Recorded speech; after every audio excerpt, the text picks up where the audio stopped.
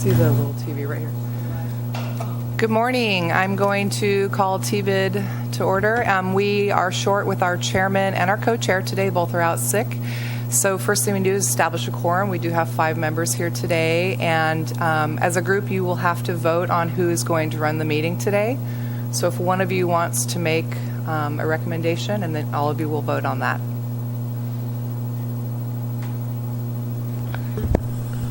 It's my first meeting. I'll make a motion that I'm not sure which of you, Taylor or Steve, are looking the most guilty this morning. Steve, would you be amenable to chairing the meeting?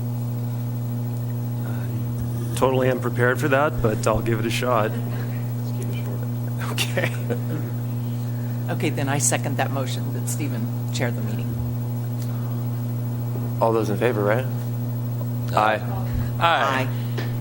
Thank you. So, Stephen, I'll help you through it. So it'll be pretty simple. We don't have a lot to do today, so we should be good. Super. Thanks, Okay. Jennifer. So first thing I just want to mention, welcome Ken Clark from The Landing, our newest board member. We're thrilled to have him. Ken comes from the Santa Cruz market, and he was on TBID up there, so we were just thrilled to have him here in Morro Bay, and he's a great asset to us as a board, and we will enjoy him.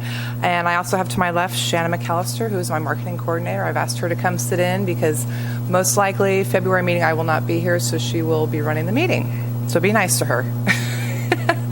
Okay, so really quickly, do we have any board announcements this morning? The clicker's not working. I think the podium is in the way.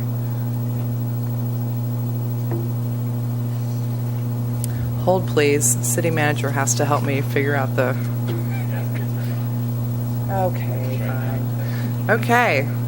Do we have any board announcements? Maybe just go left to right. Any board announcements this morning? No? Okay, fantastic. You guys are super easy. I do have a couple announcements. First of all, I would like to let you know that we currently have the RFP out for an agency contract. This is a requirement that we are required to do every 2 years, is to put it back out for bid. And so that's what we are currently in the works, and it's located on the city website if you know anybody that wants to look at it and apply. I've formed a subcommittee of 5 hoteliers here in Morro Bay plus 1 business person. So I think we have a really good subcommittee, and they will go through the bulk of the written RFPs, and then from there I will bring a small group of finalists to come before you and present creative concepts and talk about their vision for Morro Bay. Sound good? It'll be exciting. So that'll be the May TBID. It's May 17th. Make sure that you guys are all here for that. It'll be a really important meeting to be at. Next staff announcement. This has just actually been put together yesterday, so I will be sending this out to all the hoteliers. We have a really great offer for Valentine's Day. Valentine's Day this year, unfortunately, falls on a Wednesday, so we all know that's just really a bummer. And so we've put together a package. It's a free bottle of wine and appetizer for any hotel guest, whether they book on an OTA or not. If they're staying on Wednesday the 14th, they will be have this availability that they can pick up this coupon and take it down to Stacks to redeem it. This is I'm able to do this because I have extra money in my budget, so this will go against the TBID budget. The value to the guest is $43, and the expense to TBID is $15. So I'm really thrilled that we can pull this together for everybody. Next, Leprechaun Crawl is coming. This will be our first annual crawl for St. Patrick's Day. We're doing it on Friday the 16th, which is the day before St. Patrick's Day, and we'll be offering tastings of IPAs and small batch whiskeys.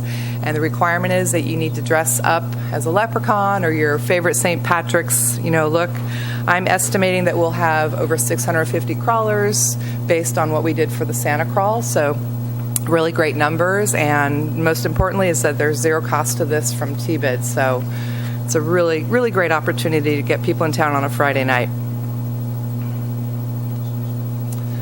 The yard sale is coming in April, and we have extended that to be a 3-day event.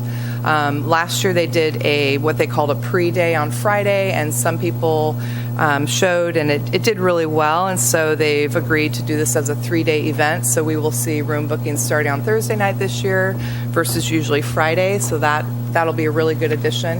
The last year, the pre-day was so successful that everyone was kind of gone on Sunday.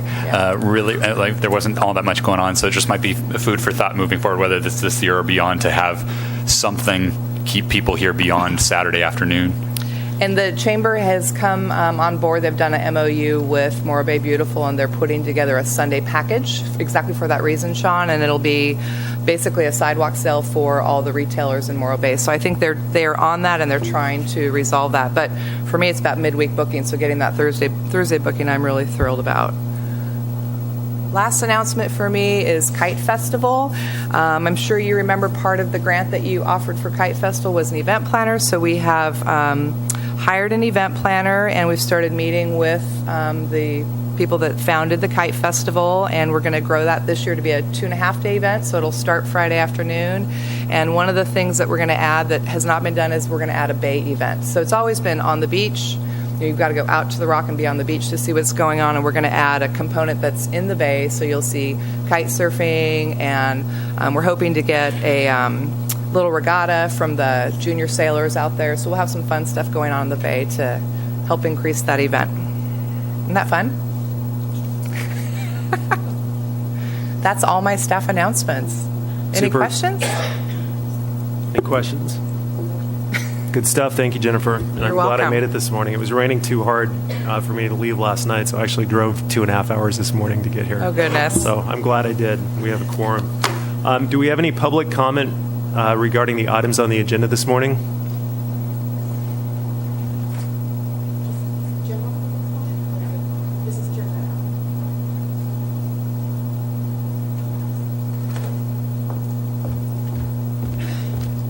I don't wear my glasses, so I need my glasses to find my glasses. Sorry about that. Hi, my name is Joan Solu, and I own a hotel here in town. Recently, as you know, there was tragedy in Southern California. Highway 101 ended up being closed because of a major landslide. And it took lives of people, which is the number one most concerning issue out there. However, as you know, that affected the route to north towards the rest of California. During that time, when Highway 101 was closed, our destination, which is a fabulous destination, as a destination, we ran several advertising pieces. In those advertising pieces, we posted rate. And that's specifically what I'm here to talk to you about.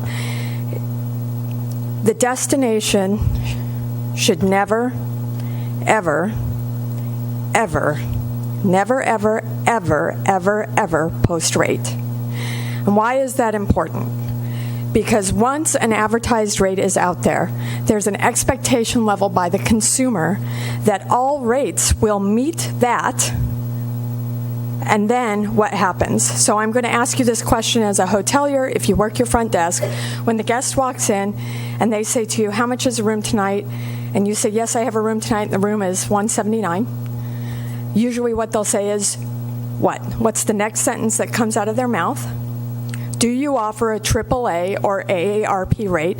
Do you offer a Costco discount, military, government? Will you meet an advertised rate of another hotel? I'm a Safeway employee. It doesn't matter what it is, they're looking for a discount. When we advertise our community as a $49 community, the guest who walks through the door says to me on Monday, to my staff actually on Monday, what they say is, how much is your rate? And we say $179. And they say, I'm staying uptown, we'd like to move closer to the water. Wow, we saw that Morro Bay is having discounted hotels this week. Are you offering those rates?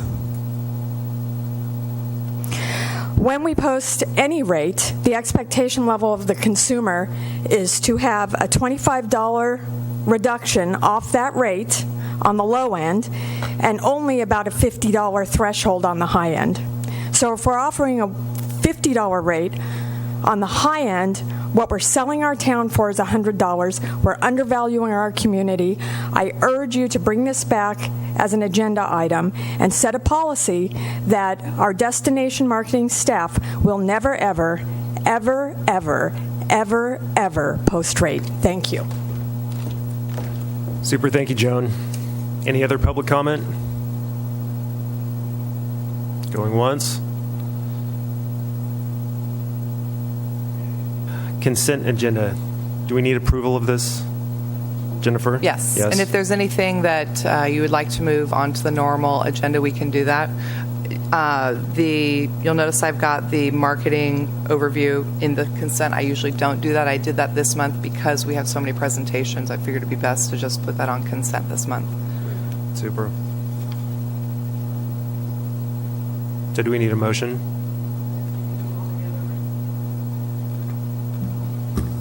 Okay. And ask for public comment too before taking a motion. You guys want to do them all together? Yes. Motion? Okay. Any public comment on the consent agenda? Seeing none? Let me make a motion. Yeah. I make a motion to approve the consent agenda in total. Second. All in favor? Aye. Aye.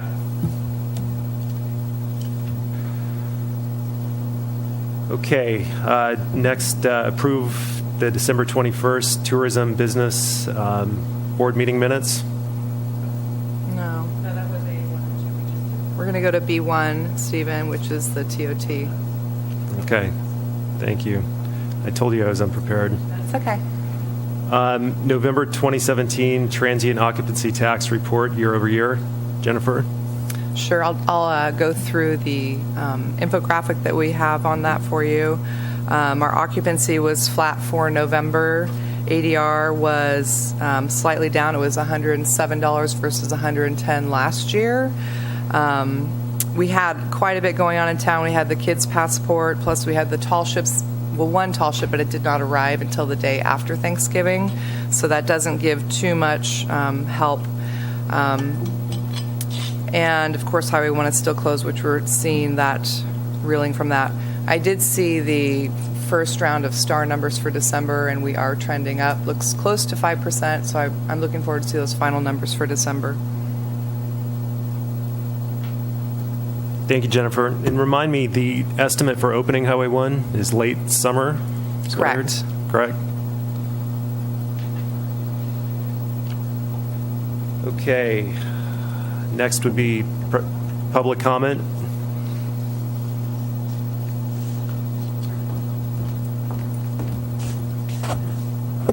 Good morning, Joan Solu. I own a hotel here in town. A little comment about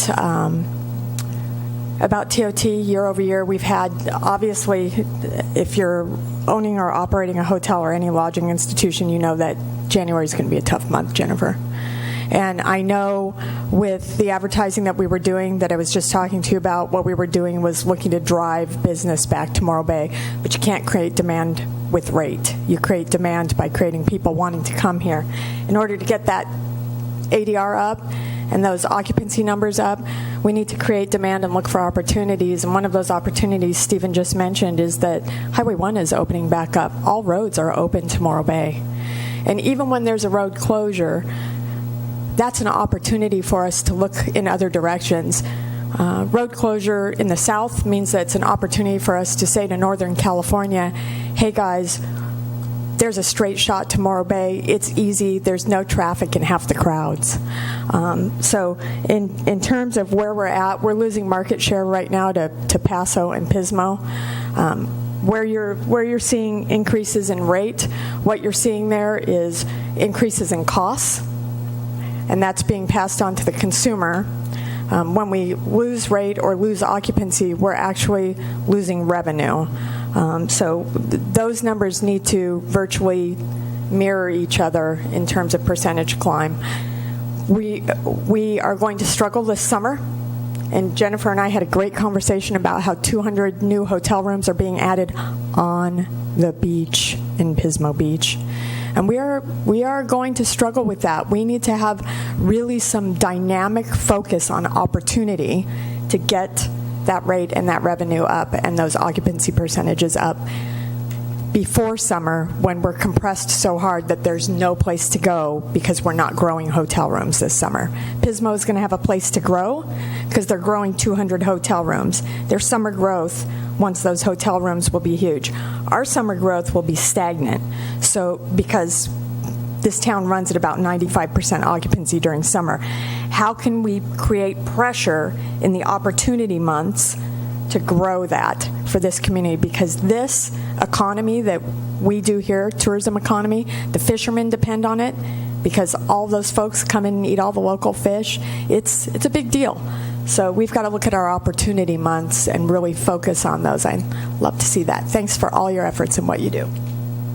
Great comments. Thank you, Joan. Any other public comment?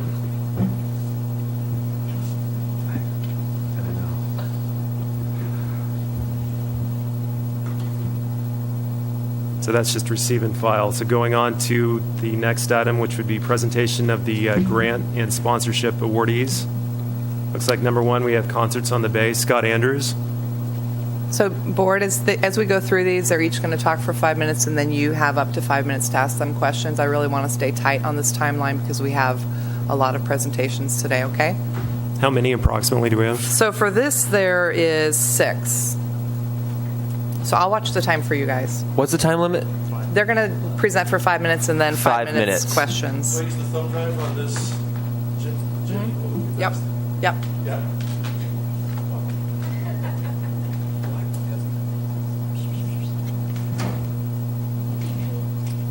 He's always in here, isn't he fun? Fabio is his name. Seriously. Yeah. Yeah,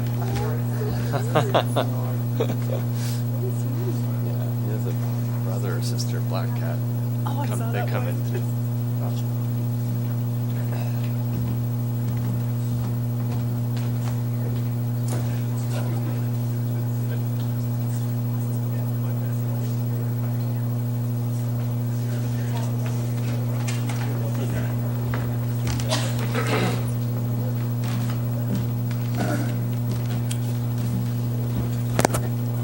Good morning.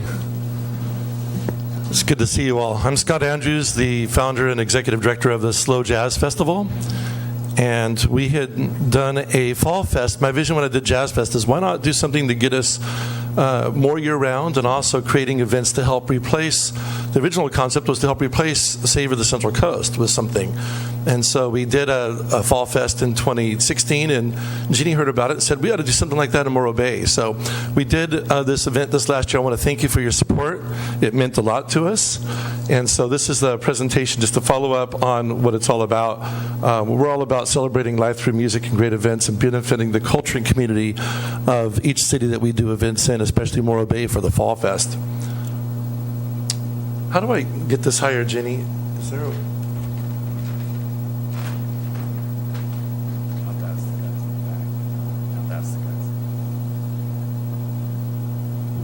AGP might need to come out and give a hand. Hopefully I got that set right. So we have a track record of getting a lot of exposure for our sponsors and providing really high quality events. We do the Jazz Fest, of course, in Maine. This year will be May 18th and 19th. And we're known for diverse programming. And the Fall Fest idea was to be more on the fringe of jazz. So that's what we were doing, is more different kinds of music, funk, blues, different things like that. And some jazz as well. We focus on having zero waste events and being very ecologically sound in the way we do things. We also have solar powered stages when we can, things like that. We now have the Fall Fest and Jazz Fest, as I mentioned. Our nonprofit cause, we are a nonprofit. It benefits the Summer Jazz Workshop. We partner with Cuesta College for that. And this last year we had Ernie Watts and Charlie Shoemake as guest instructors. Ernie Watts, a Grammy Award-winning saxophonist. And it was great to see the kids pick up what he taught them and starting applying it the following day. We're working on more guest speakers this year. So you'll see there was the first year Fall Fest flyer, and we've done a variety of other events. This was the artwork for this year's Fall Fest. You'll see the poster kind of on the left there, and then the general logo idea.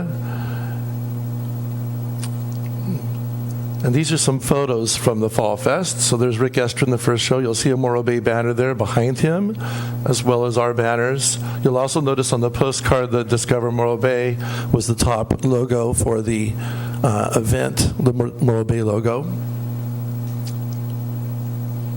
A nice crowd there. It's great. What a great location. So we held this between Giovanni's Fish Market and Stack's Wine Bar in the parking lot there. So it was kind of a unique location, and it offered that, just the picturesque setting there of the Rock.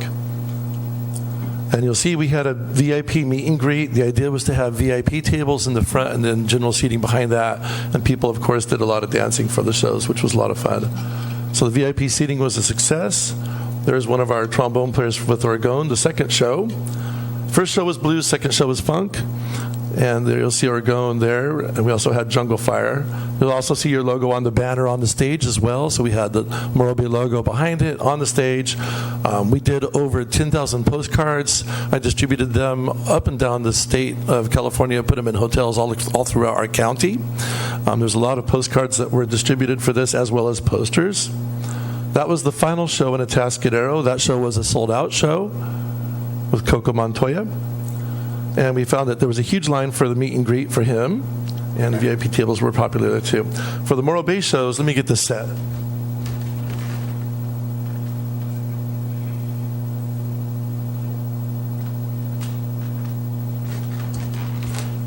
Little aspect ratio is off a little bit, but so we had a total of 674 people attend the Morro Bay shows. The second show was higher attended than the first show. We had 41% of ticket purchasers were outside the county, which I think for a first-year event is fabulous. I mean, normally what I've seen in other events is we've seen around 20% for a first-year event.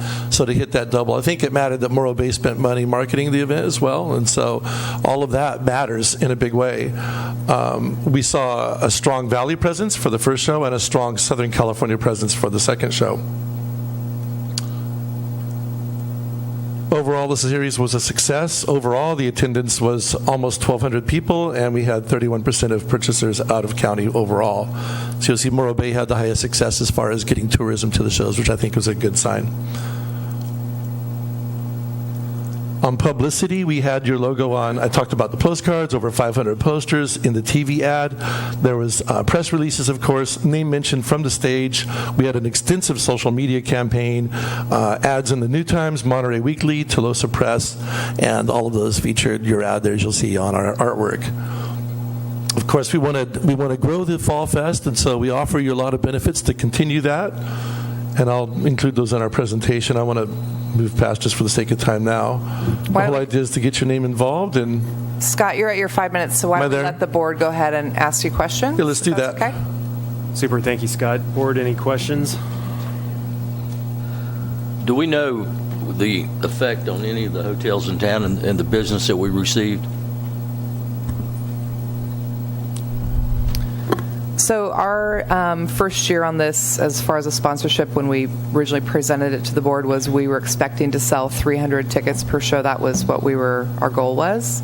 So we went above that, and like he mentioned, 31% were out market. I can't guarantee that they all stayed in hotels, but that would be the percentage that we would use, Ken.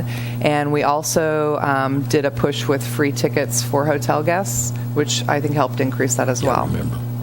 We got some people. Did you, Steve? Or do you know? I think we got some people. I don't know how many, though. I don't know the number either, but we got some. Joan, what about you guys? Did you see a benefit from it? Huh? Okay. Yeah. Approximately, what were the hours of the show in Morro Bay? We started just after noon, and then it ran until 6 p.m. So we did two sets for each day. And so what we do is we have a VIP meet and greet early, so people get in early if they're VIP, the VIP tables. That proves to be a model that's working for us. I think that people found by the last show, people were saying, man, I would like to have more tables. We should have bought a table. People were saying, I didn't buy a table. So they found out they could get a meet and greet with the artist, which was a really big deal. I think as the typical artists that we book, as people want that signature with the artist, that'll even drive that up as we continue this event forward. It's rare to go to a concert and get a signature from the artist right there, so that was pretty cool. So one of the things that I was going to mention to you after the first concert, I felt that the numbers were not as strong as I would like to see, and so Scott and I sat down, we reworked the ticket price. We allowed kids in for free, and we had a really, really good low rate for the gate, which I think made a big difference. Plus, you've got families traveling on weekends, and we figured if it allowed kids in free, that would help, benefit us as far as getting visitors to come in. And I think we saw a difference. We almost doubled our ticket sales this second show. And there were alcohol sales? Yes. Do we have any feedback on alcohol sales? I can get those for you, Taylor. Gio said that he made about $1,000 over his cost, is what he told me. He didn't give me hard numbers. That was his part of. That's the only thing he made money in. He gave us the space for free. We did not have a rent on his lot. And he paid for the ABC license for the events. Were they serving food at the venue, or did people usually go out to dinner after? Gio served food at the venue. He had oysters, I think, the first day. The second day, I think he had a mixture of some different food available. So people could get food, and they were doing that. And they were also sometimes going out and getting some food because we did allow ins and outs at the event. So, yeah, they were taking advantage of that. I think we're going to look at in the ways of expanding food this next year, for what we do. And it's our goal to see if we can grow the event and add more shows. Some of the thoughts I have on that are to have shows throughout the county as we've been doing, but also additional cities. And we'd like to grow, Morro Bay. And my eventual goal with this is to see if we can have 50 shows throughout the Central Coast, and especially in Morro Bay during the fall. Go ahead, Jeannie. Do you have any other questions, Board? Well, if you were close to 700 this year or last year, what would you project going forward? Well, I think every year that we do it, we're going to see it grow. And the other thing that we're going to see is as people get exposed, like people that were calling me to book different shows, they had not been exposed to our organization before and the shows that we do. So as they get plugged in, they repeat. You'll see 50% of concert attendees typically repeat the next year. So that can be a good thing as we see repeat customers. We should see some growth. To put an exact number on it, I haven't quite calculated that, but I think we should see some growth. The other thing that can impact it is the headliners that we booked. And so as sponsors are discovering the Fall Fest, they're getting more interested. And as we can raise more sponsorship, I can raise the number of what I spend on the bands, and that will also increase how much the shows grow. Super, thank you. Any other questions? Okay, we really appreciate your support. Thank you, Scott. Okay, next we have the Surfboard Art Festival with Walter Heath.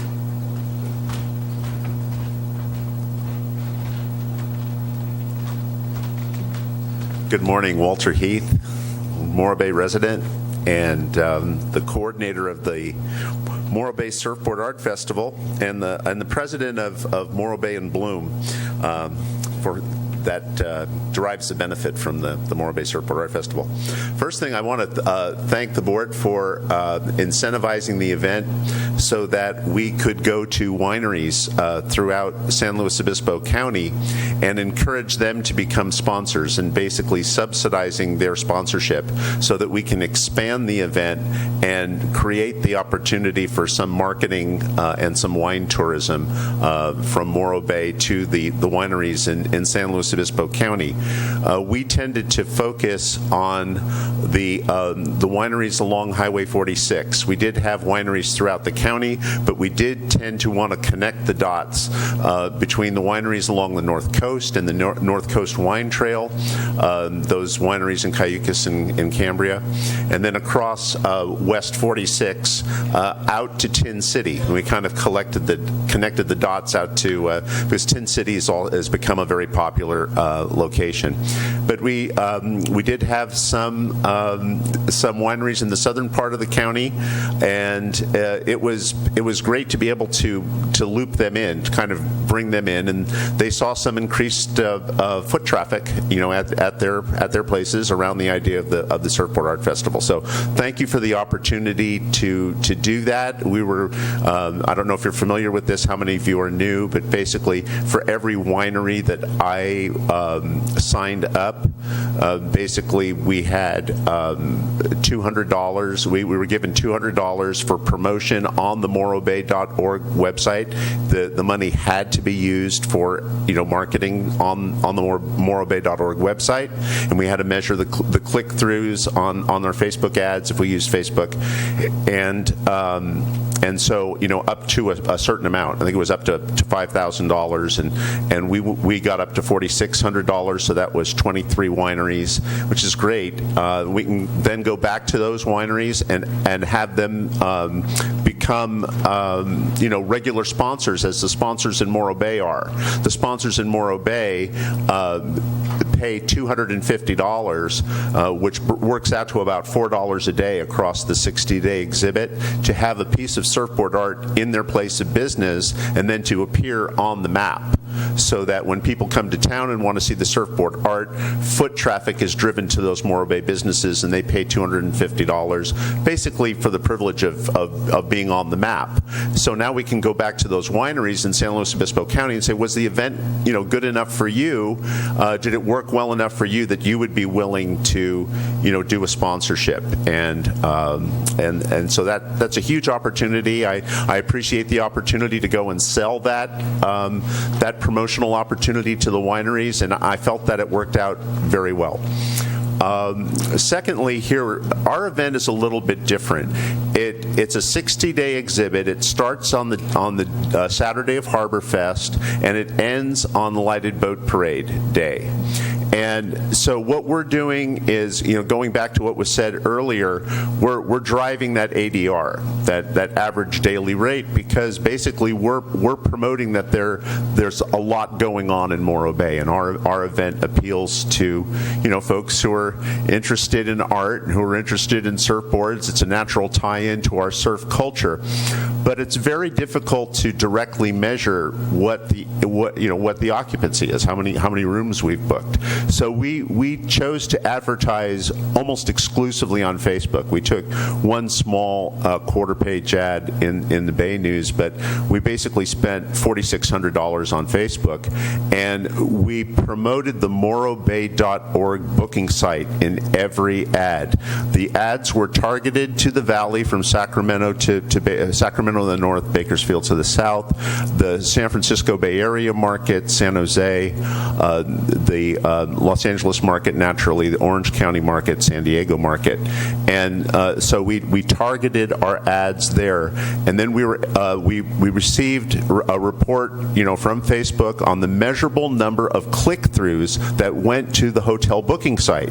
And we had a total of 4,400 click-throughs. So we feel that on the alternate side of this, that promoting the morrobay.org website also helps promote our event, because we were, in addition to just promoting Morro Bay as a wow, that was quick, Morro Bay as a destination, we're also able to come in with smaller, low dollar buys that featured individual boards and individual businesses that promote. So we'd spend $15, $20, whereas we were doing $2,000 buys for the hotel booking site. We do these much smaller, low dollar buys to promote the event. Well, so let's let him go ahead and ask you questions on it, okay? Yeah. And they have you don't have his grant recap, so I'll have to get that to them. Yeah, I have all that here, including the Facebook report, which is multiple pages and basically shows where the click-throughs came from, which areas the click-throughs came from. So it's a good 10-page report, and it's available to you. I'm going to leave it today when I Super. When I Thank leave. you, Walter. Yep. Board, any questions? Yeah, Walter, just to be clear, when you said you got the sponsorship from the winery, so were they displaying the surfboards at the winery so they were on the map to draw people up there? Yes, okay. and what we did is we continue to have the large fold-up map for Morro Bay. We really didn't know how this would go, so what we did is we did a directory on the back of the wineries, which gave them the opportunity to advertise 2-for-1 wine tastings and that sort of thing. And we'll go back to them and ask them, because we'd have to expand the map from an 11 by 17 folded to an 8.5 by 11 to something larger. There's some derivative of that where we'd probably put a map on the back as opposed to the directory. We'd talk to the wineries and ask them what they want to do. Regarding the map, because I think that's a major part of this in terms of Morro Bay hoteliers, the density of surfboards in the downtown and waterfront area, I feel like is a huge part of this in terms of its benefit to Morro Bay. That perhaps moving forward, rather than a larger map, that individual hoteliers have a little bit more of a connecting the dots, like you mentioned, so that we.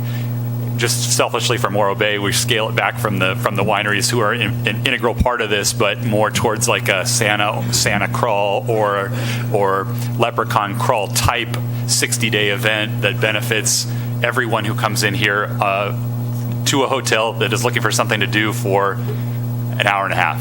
It's a wonderful event, but it needs promotion, and I would welcome anyone who has any interest in this at all to contact me and become an advisor. I mean, we have the logistics down pretty well, but we do need help from people who are, like promotion, like marketing, have ideas that way and are willing to kind of follow through with them, because it's logistically, it's an interesting event. There's a lot of moving parts. I have a quick question for you, Walter. So I was really pleased to see that you were able to take this event, which I've followed since you've came up with it. I've been a big fan. That you were able to involve the wineries, and every year you advance this event and make it more dynamic and somewhat more defined. Because, like you said, it is a different kind of event. Specifically, I liked it this year because you involved the Tourism Bureau, which gave you some structure to work with besides your own structure, working with another entity. So specifically, I wanted to point out that having the TBID, or not the TBID, but the tourism department work with you for how you do marketing and logo and all that stuff is very important for the relationship to be successful.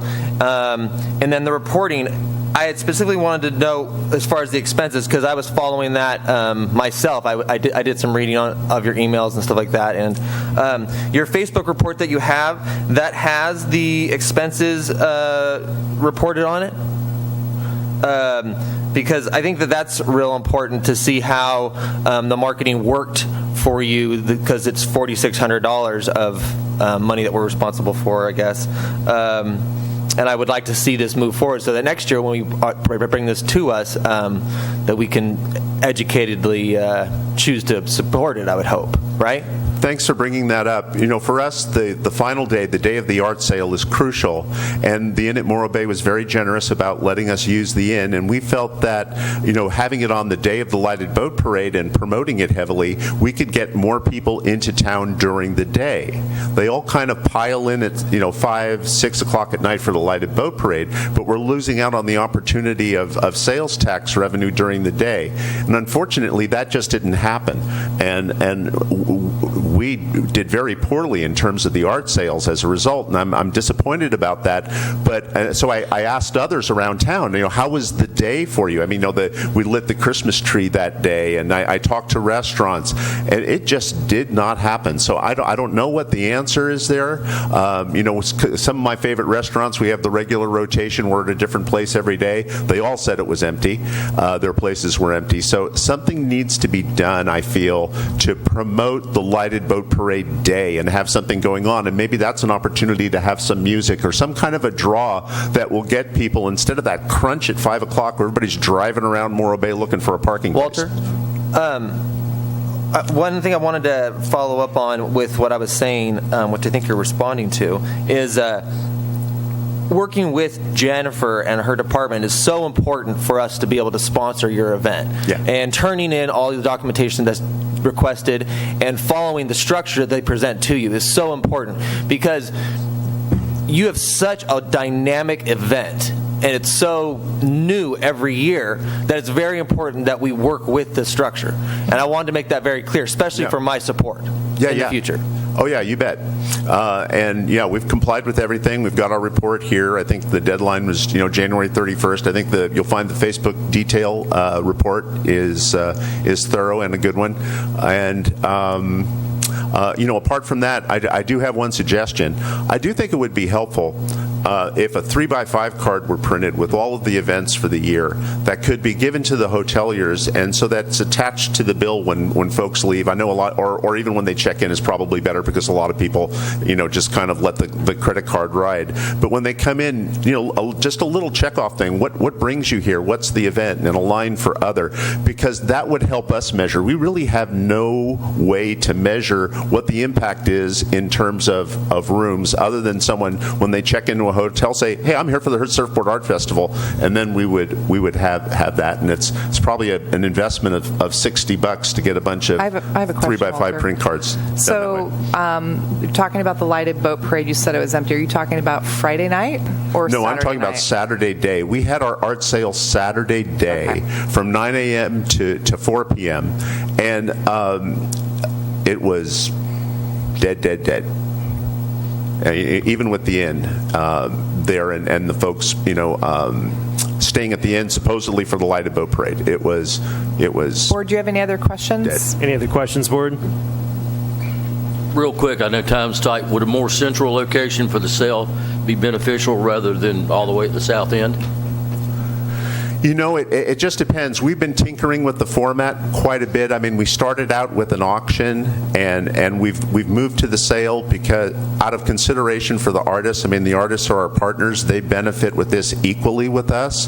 And when you do one piece of surfboard art and you put it up for auction, they're putting all their chips down on red, and some win and some lose, and that just didn't seem fair. So we moved to a day-long sale so that everybody could sell something and derive some benefit and meet rent during the slow time of the year for them.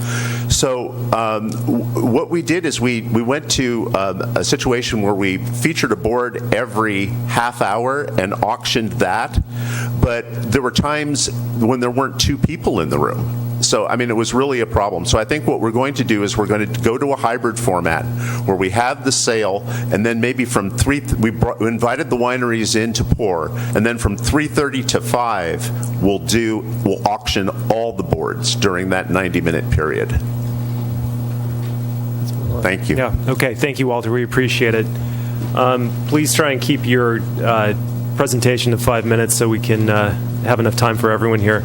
Next is Central Coast Writers Conference with Terry. And just to clarify, Terry's going to present, looks like 3 different events in concession, but the first one, again, is Central Coast Writers Conference.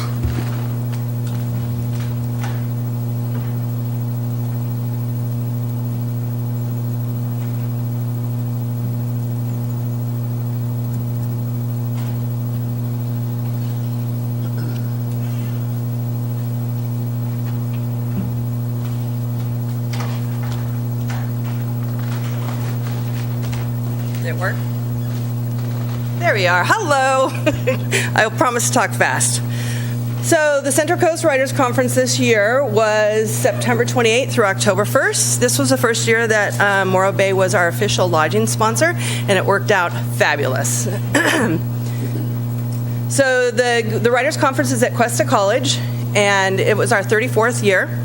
And our goals for this year were to further writers' dreams, teach writing skills, and inspire and motivate, which we did quite well. We housed everybody here in Morro Bay. We had most of our events here in Morro Bay, and the staff was nuts over it.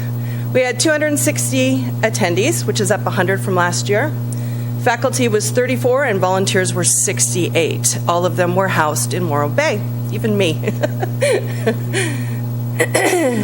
So we had 152 nights in at Morro Bay. That's the only one I know for sure because I paid for it. On our survey at the end of the conference, we do, everybody has to say where they stayed, and so these were the ones that were specifically mentioned where they stayed.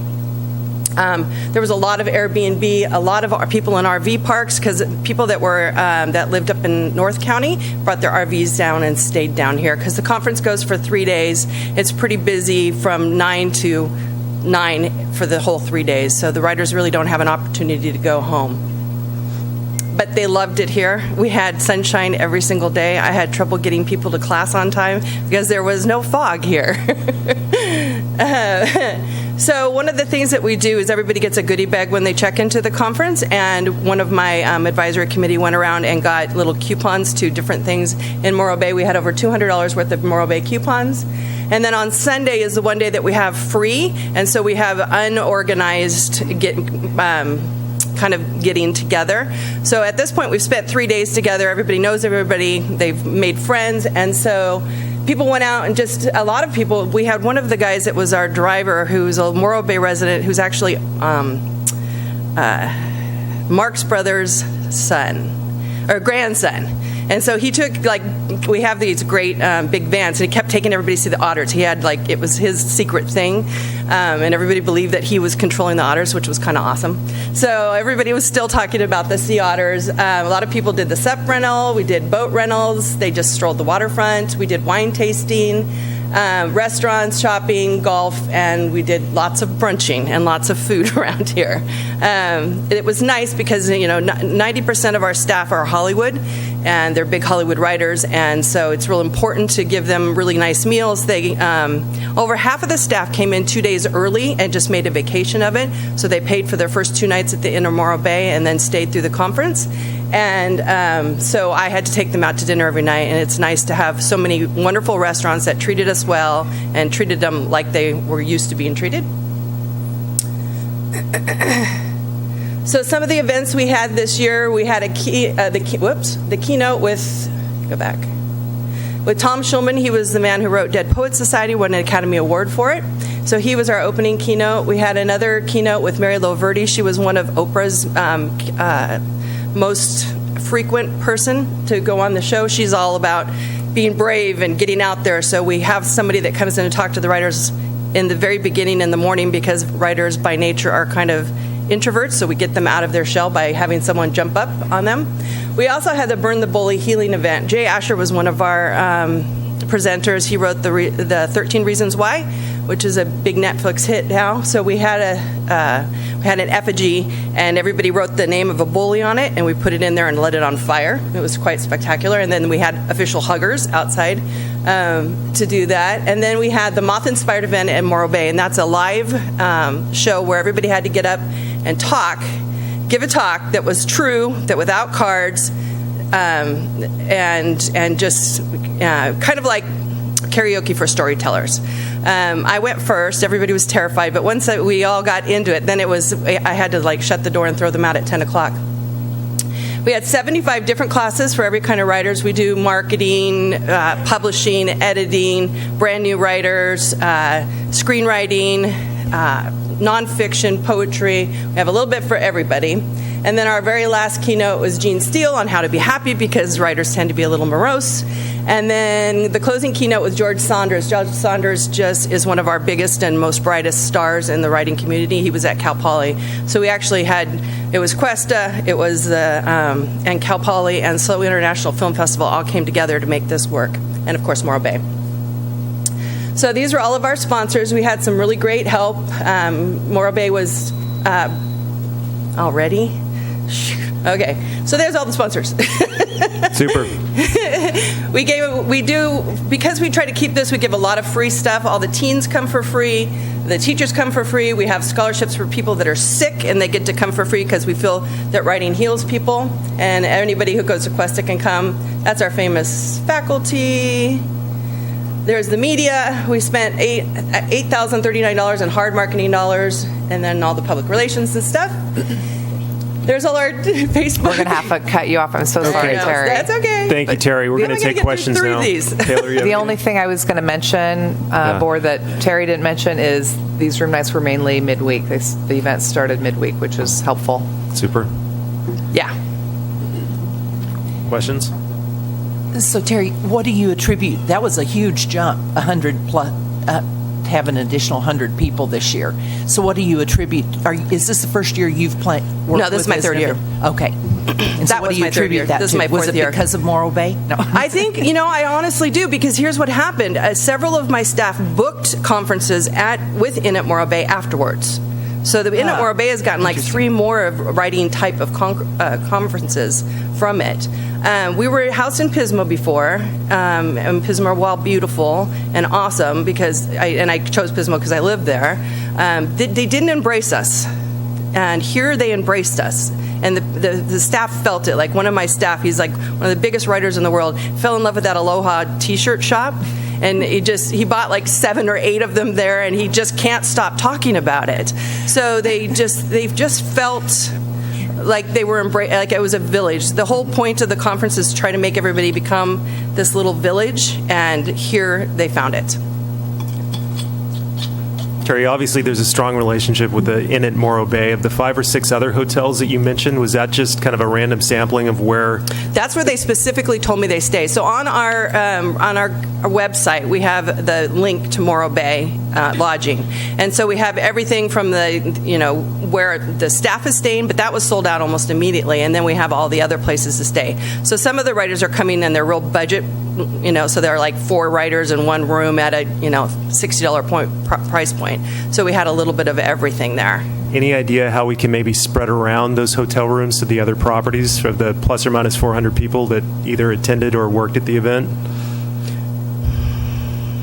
I don't know. I'll work on that, but I think we can do that. Yeah, I think we can too, because I got specific calls going, I need a cheaper room. And so I'd say, go here. Because then they'd say, well, is this one nice? It's too cheap. It might not be nice. I'm like, no, it's nice. I've seen it. It's still nice. So, but yeah, Inn at Morro Bay fills up almost immediately with just my staff. So it's really not even an option for other people to stay there. So that's why they go to the other places.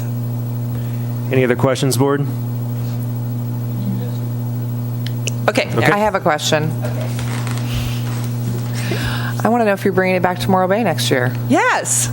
Are you kidding? It's like, so I sent out in January, I hire everybody, and a couple of the ones that were repeated back answered back. I said, I didn't even read past, will you come back? I'm not sure what you're asking me to do, but the answer is yes. So yeah, everybody's super excited about coming back here.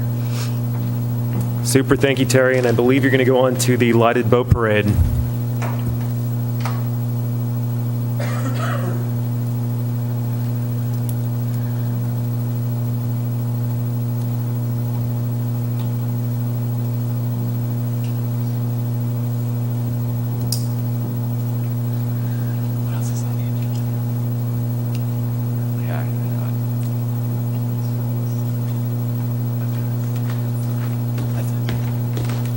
Okay, Winterfest, which starts with the lighted boat parade. Started December 1st, and wait, they're out of order. So I'm kind of do this chronological. So one of the first things that happened is a bunch of businesses and a lot of the city entities got on board. We wanted to try and light up the city with a very branded tree. So Jennifer found these crab pot Christmas trees, and we got 13 different entities to buy one, or each buy 1 or 2, and they were spread all over town, and they were beautiful. They weren't much to look at when we were putting them up, and we were a little nervous, but at night they were stunning. And then in addition to that, we had the Harbor Department that actually made a crab pot Christmas tree right at the top of Centennial Park. My goal is to start hitting the businesses around June and July when they have cash and say buy a tree now, because I want to triple and double the numbers, because the ones that were up, it was just stunning. One of the best things about it is we got the LA Times. It was one of the funkiest Christmas places to go based on the crab pot trees, so it was pretty awesome. Then we also got a permanent Santa house, which was 2 weeks late in being delivered. So Rotary and half of the city departments came together and in 24 hours put this thing together. It was a true Christmas miracle because it was some assembly required. That thing came in a box. Anyway, so it was just, I have to tell you that I work with a lot of cities, I work with a lot of organizations, and I have never, ever had the experience of a whole city coming together, conspiring to make one event successful. And that happened for the whole 12 days. It never let up. Every department, every business, every person just wanted this to succeed. I've never had such just camaraderie. It was fantastic. So the Santa house got up, and Santa was there every night from 6 to 8 o'clock. 4 or 5 different businesses sponsored the Santa house every night, so they bought toys for the kids, so everybody got to sit on Santa's lap and get a toy. Friday, December 1st was a lighted boat cruise. This was the attempt of taking the lighted boat parade for 3 days. So the very first night we had 8 businesses that sponsored 8 different boats, and it was cool because we actually got Harbor Department and Coast Guard cutter involved, which was kind of an act of God to get a Coast Guard, but they were super excited and we got it approved and we did it. So there was 8 of them going, and one of them was the Lady Washington, and the Lady Washington was empty, so she let me put 45 of my volunteers on the boat to cruise with it. So it was kind of a thank you to my volunteers for the next 12 days of hard work. So the restaurants were full, the waterfront was full. It was kind of an impressive thing. Then on Saturday, December 2nd, was the Lighted Boat Parade. We had 40 entries this year, which is the most we've ever had, because I had to go buy new numbers. The town filled up, and everybody enjoyed the parade. We had the White Cap Band play. We did the little delineators with the blow-up nautical and Christmas stuff.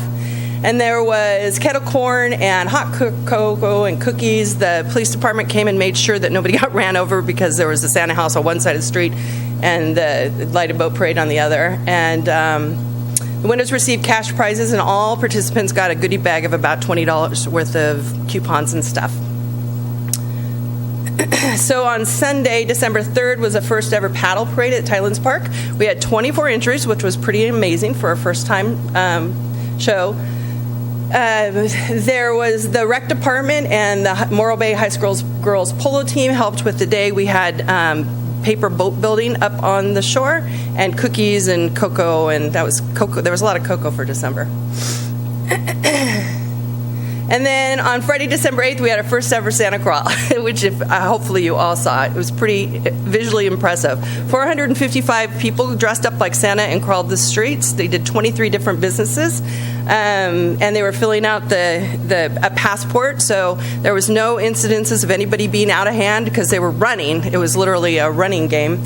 The trolley ran in between, and so there was times the trolley would come by and it was filled with Santas, and they were singing Christmas carols. It was like the coolest thing ever. The people took these costumes very seriously. Men especially were spectacularly dressed up.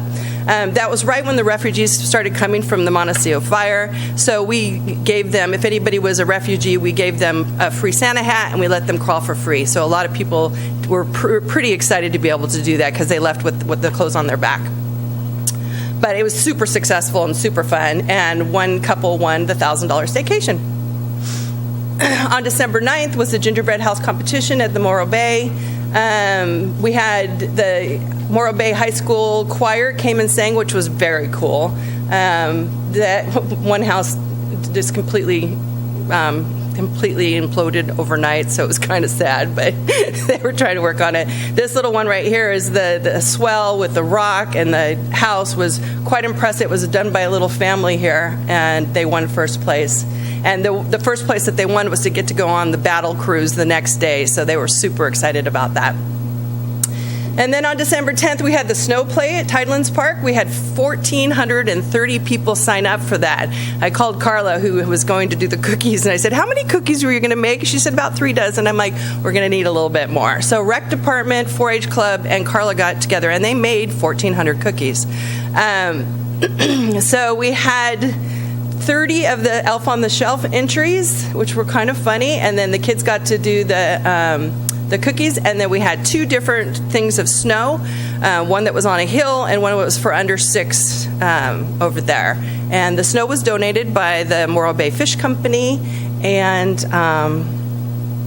then on the last day we put Santa on a Coast Guard gutter, and the Coast Guard went all the way through all of the piers because there was people on waving to Santa goodbye, and then we went out and we got to watch Santa rocket into space. So here are the social media stats. It was good. It was amazing. I mean, the numbers were just unbelievable. People were really into this and really liked it. And like I said, everybody from the businesses on up to the people that were part of it really, really enjoyed it. A lot of people told me that they'd never been to a lighted boat parade, and they were pretty excited to be there for the first time. That's it. Bing! So I have a couple things that I want to mention that Terry's very lovely talking about her stuff, but I want to get into some specific things for you guys to just realize. As a reminder, she was hired to do this for 2 years, which will benefit us now because, like she mentioned, she'll start going out and working on getting trees during summer when retailers and restaurants have money instead of waiting till November when they're all, really tight. So I think that's good. There was a couple things that were done that were geared closer to locals, like the snow play, the gingerbread house, the goodbye to Santa. Those cost nothing. Those were all done with volunteers, and like the snow is all brought in for free. So, I mean, that's all really good stuff that I think the city really came together as a whole to benefit us as a whole. And the other thing that she didn't mention was we had a huge growth on our email list by all these events, so she required them to sign up to get on our list. So we've grown our list by several thousands over the 12 days. Yeah, even though it event. was free, I put everything on Eventbrite just to kind of, because I didn't know I needed to gauge the numbers, and the numbers were really large. And so we captured all of their details, their email, and where they lived and everything else. So, Sean? I apologize, I have to step out in a moment here, but I had a question about how, related to, let's say, the Crab Pot Christmas tree participation, what can we do to get more business participation downtown on a daily basis rather than just the individual key, like 2 or 3 events, from a practical standpoint, even something like hours open? well, I sent both letters. I went to every business. We put it in the water bill. So every single solitary human being in business knew that this was happening and had an opportunity to participate. The entry-level participation on this was only $50. To be part of the Santa Crawl was only $100. So any of the businesses could afford it. And then again, I did walk from business to business and asked everybody to participate in either Santa Crawl or buying a tree.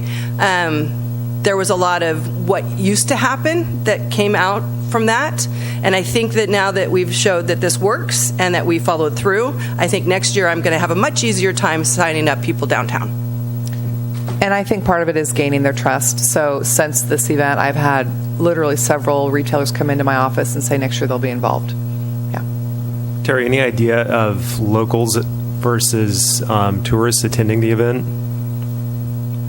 Well, you know, for me, it was like, I don't know if they were the gods just, but like people would walk up to me because I was out in front of the Santa House a lot, and they would say, you know, we were driving up the coast and we saw this thing, Winterfest, and we decided to just come and stay here. So I had that like happen 3 or 4 times. I had it happen on the Santa Crawl, the boat cruise, and the lighted boat parade.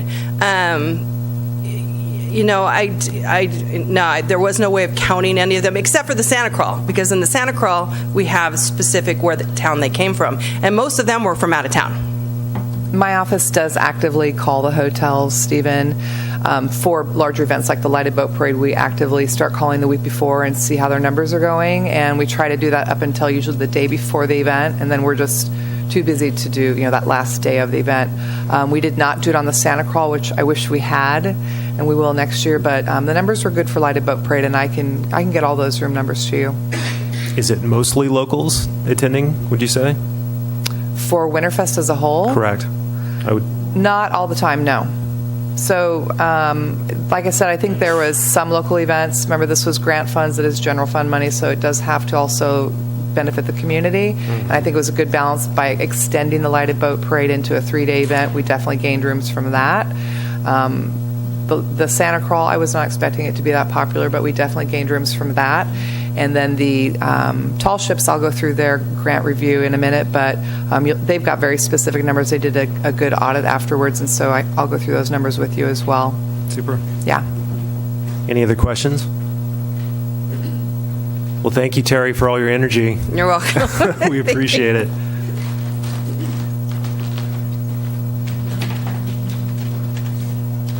So before we lose Sean, I take it we're not going to have a quorum? We still have a quorum? Okay. Okay, next would be the Historical Seaport, Tall Ships. And that's going to be Jennifer.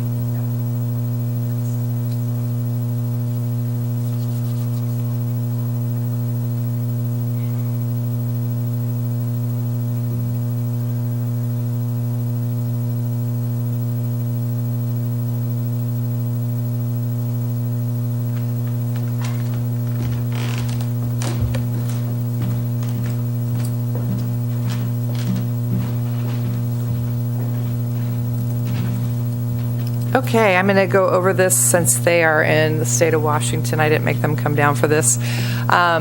So they sent in their grant review, which I forwarded to all of you. They did a really nice question out to people that were actually on the battle sails. So these numbers are not people that were coming through the boats on the daily basis. I will make a point of calling them and see if we can get, I don't know if they counted people that were physically, you could go on the boats for free every day and just do a tour of the boats. But these numbers that you're going to see up here are strictly people that paid to go on the vessel for a cruise. So they had 201 total purchase tickets for the sails. The sails were only 2 days. They were on Saturday, Sunday for 2 different weeks when both boats were here in port. As far as the breakdown of makeup, they had 64% of the responders were local and 35% were visitors. On the right side, you'll see it says, did you visit the tall ships when you were in Morro Bay? 86% of the responders said yes. The next question was, did you stay in a hotel, campsite, or other accommodations while in Morro Bay? So 53% did not stay overnight. So half of the responders did stay overnight. 15%, a little over 15% stayed in a hotel, motel. And that's the only one that I was going to point out. That was probably the largest number as far as other locations that they stayed. How much money did you estimate to spend while you're in Morro Bay? So this number, it breaks down fairly evenly. What I just put on the side is 68% of the total responders spent over $50 while in Morro Bay, and 43% spent over $100 while in Morro Bay. And then the graph below, did you shop at local stores? And 85% said yes, they shopped in local stores while in Morro Bay. So that was their response. And I do want to go back and find out if they have total numbers of people that actually came on the boats. So unfortunately, that's all the questions. I can't really answer much questions. If you want to ask me, you can, though. I think we're good. Thank you. You probably need public comment on the grants. I think Taylor's good. I had one general thing I wanted to direct at you, Jennifer, for all of these. So much of what we do up here is about using assessment dollars wisely, and every year we direct a majority of our assessment dollars to our department and contracts specifically that provides the structure for what we do every year. We electively select to use some of those funds for grants such as what we just witnessed. I think it's every year that I've been on this board, which is a while now, we come up to the same thing of have we used this grant money, and specifically for me, I feel like money's not the issue, it's time. It's your time. We're limited in this department. It's our time. We're limited in time. And I really feel like every year I would love to have I'm on this new thing of a simple form for me to be able to review. I'd love to have a simple form from you, our selected department, our structure, in response to these grants. So I made a little list, and I have a bunch of stuff written, but I'm going to keep it short. I want, and you don't have to do this, but this is what I want. I want a report from the tourism department on grant recipients, such as these. Did they submit requested documentation, general reporting, and expense reporting? Did they maintain public relations policy structure as requested? Did they maintain marketing plan policy structure as requested? Was this a fiscally responsible use of assessment dollars, or should we reevaluate sponsorship for next year to support a different grant applicant?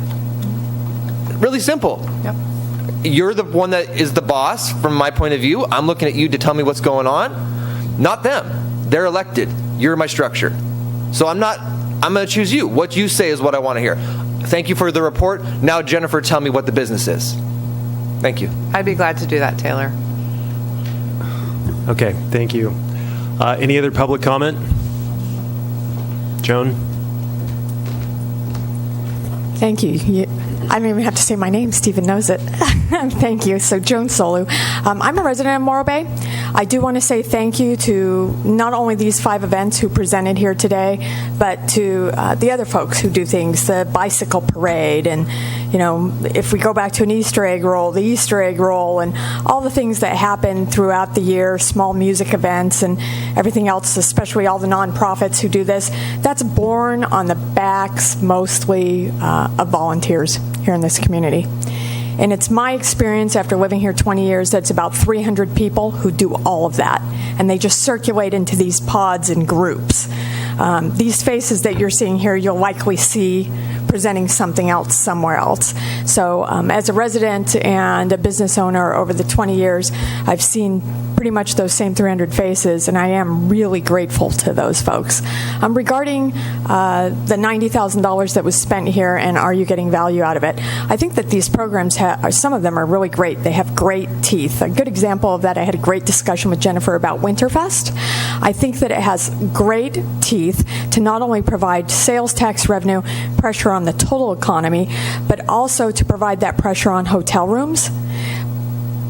But it needs to be spaced out when families are traveling, because literally there is no pressure the first half of the month. You know this if you own a hotel or if you operate one. There's no pressure the first half of the month for lodging. The pressure comes the day school gets out. That's when families begin to travel, and that, unfortunately or fortunately, we had these great events. Fortunately, we had great events, but they were all in the first half of the month. It would be great if those events also happened to draw on tourism, because as you know, $100 spent in a retail store is phenomenal for our economy, but it only gets 1% of the 8% of sales tax. 1% of the 8%, not a full 1%, but 1% of the 8% goes back to the city to keep our city thriving. Whereas if a hotel room sells for $100, 10%, $10 goes directly back to the city to keep the city thriving. So in terms of keeping the city, I'd love to see that event really have teeth, because December needs the pressure. In terms of the $90,000, please remember that your mid-year budget review should be coming up here shortly, and you should be preparing your next budget. During that next budget cycle, the City Council signed last year in an agreement with the hoteliers as we moved through our process for the bid, that they would be increasing year on year that general fund contribution. And it is a signed document by the mayor of this city that money should be going to $120,000 this year. So you will be able to increase the pressure that you cause with these grant funds. So I appreciate your efforts. Thank you. Well said. Thank you, Joan. Any other public comment? Okay. Do we need a motion or just receive and file on this? Receive and file. Okay, perfect. Next, we're going to take presentations for the website refresh and platform changes. And it looks like we have 5 presentations. Yep. I'm going to give a quick intro on this just so please all of us are up to speed. So the moreaubay.org site was built in 2015. And when it was built, it was very advanced. It was working really well for at that time. And there's been huge changes in web and social media and interaction online. I mean, literally, even the last 12 to 14 months. I mean, we're seeing drastic changes. And I know we've talked about this with you in the last several months. We keep talking about organic searches and how that's changing. So our review now is really not looking at how bad the site is. The question is, how do we take our site and bring it up to date? So is that a total rebuild? Is it looking at changing platforms? And I don't know the answer right now to that. Some of the things that I wanted to mention, and we've talked about this before, I want to just bring them up to you again. Some of the problems overall that we're having is organic searches are trending down. Organic searches are mainly below the fold now, and so Google is not picking those up. This is one of the things that we've talked about, is how do we address that? How do we address the fact that now conversational search is getting so strong with Siri and Alexa, and how do we grab those when they're not being grabbed right now? So that's one of the things that I think the presenters will talk about.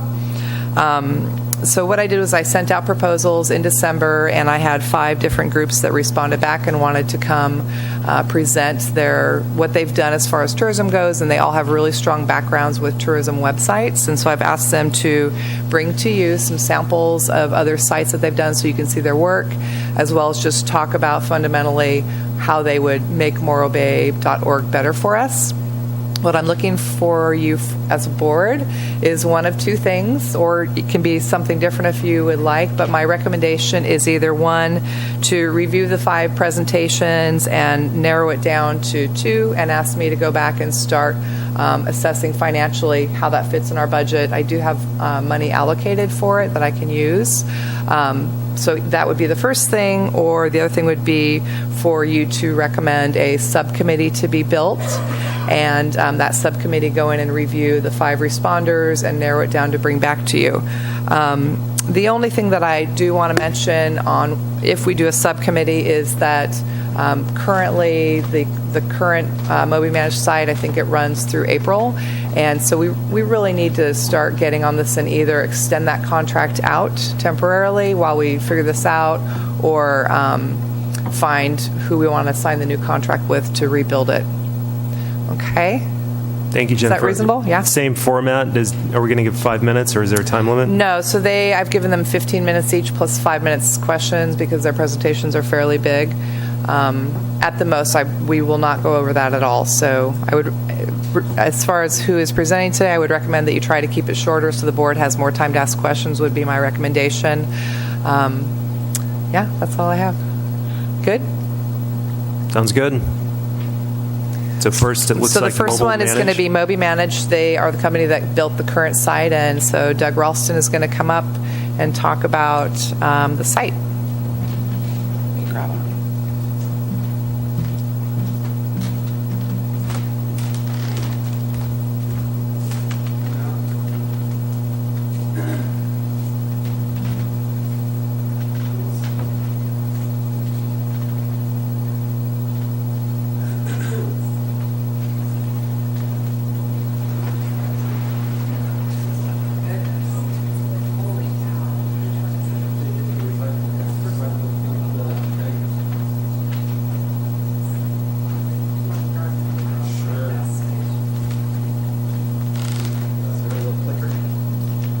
Thank you very much.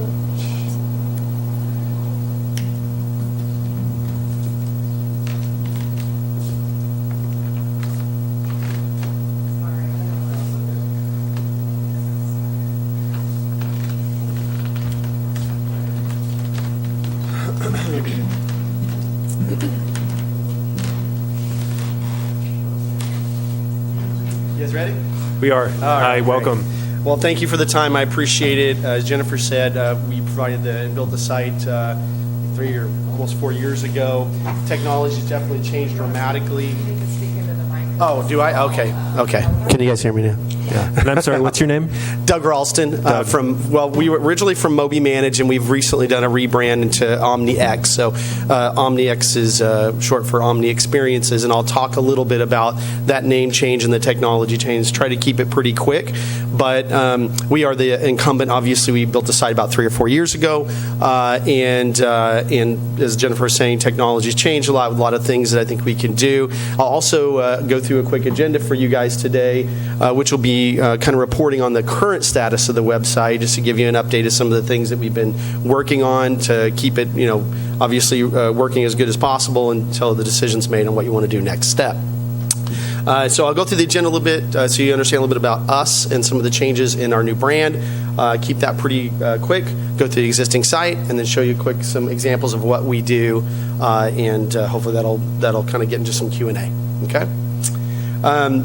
First and foremost, Moby, obviously very, very entrenched into mobile experiences, has really moved into what we call omni-channel. I'm not going to take a ton of time, but just to give you an idea of why the omni-channel is important for destinations. And in our organization, Omni, we focus on hospitality, travel and tourism, and retail. Those are our 3 core markets. And we work with some amazing brands from all sides, over 100 destinations, over about 100 different hotel brands, et cetera, that we work with. So we understand the intricacies capabilities of these technologies and getting people to the web and also communicating to them through multiple channels. So it's not just about web anymore. It's very focused on social, obviously very focused on mobile, local, obviously interaction, and then new devices that are coming out, obviously every year, things and new technologies that are advancing. So that was the migration from Moby into Omni, the vision behind the idea of going from an information age to an experience age. And that is really, especially with the millennial markets and the things and the travelers becoming people that are occupying hotels, 40 and under in some cases, being the fastest growing market right now in travel and tourism. So we focus very much on that. The technology, as we really grow into this new market, is really understanding how we drive that engagement, how we drive revenue, how we bring people into a destination, but not just about bringing people to the destination, but also how do we get them to experience the destination and continue to come back. And we do that through some very unique things that we've built within our new technology. And that is, once a website is built, that imagery and the information can actually transform into other types of solutions. Very focused on mobile, but also through touchscreen kiosks, maybe through visitor centers or other areas in the city, digital displays, and ways to extend that messaging out to what we call the customer journey or the visitor journey. So that's really the primary reason of the shift between Moby and Omni. And the idea of the new technology upgrade that we've done is obviously utilizing the most advanced technology, but also understanding that now destinations as a whole can really look at that foundational based service. And once they build onto this new foundation with the newer technologies, it's not about always having to go in and actually replace the technology. It's just about doing maybe updates in the brand. So the idea here is to be able to take that investment and continue to improve on it. And so you guys have made an investment into our older platform. The newer one, as we're launching into the beginning of this year, will get you to that next level of this Omni really engagement. And you'll see this very deeply into the hotel industry as well. So everything we do obviously is about managing dynamic content across your website, across mobile, integration of social and user-generated content, which I'll briefly go over high level. And ensuring that we're really getting those direct marketing channels that are bringing things in from the events that I've heard about today, as well as really converting people from the things that they see that people are doing from user-generated content, Instagram, Facebook, etc., but also making sure that's a very primary part of the website. And from our core, knowing that we, yes, very focused on destination, but also very focused on overall how are people getting retailers and increasing retail activity, increasing hospitality activity, and bringing that into the destination market. The trends that we're seeing through hospitality is that the hospitality is very much focused on the destination, which you'll see here. And some of the larger markets we serve, obviously, this is something where they're really trying to bring these pieces together. So from the side of today's discussion, really talking about the technology refresh, being able to give a good migration between your current site and going into the newer technologies, but also keeping in mind that there's going to be new advancements in devices and things that we'll want to make sure and keep in mind. So I'm going to kind of skip right into the next phase, so unless you guys have any questions about our organization or what we do from a technology standpoint. Okay.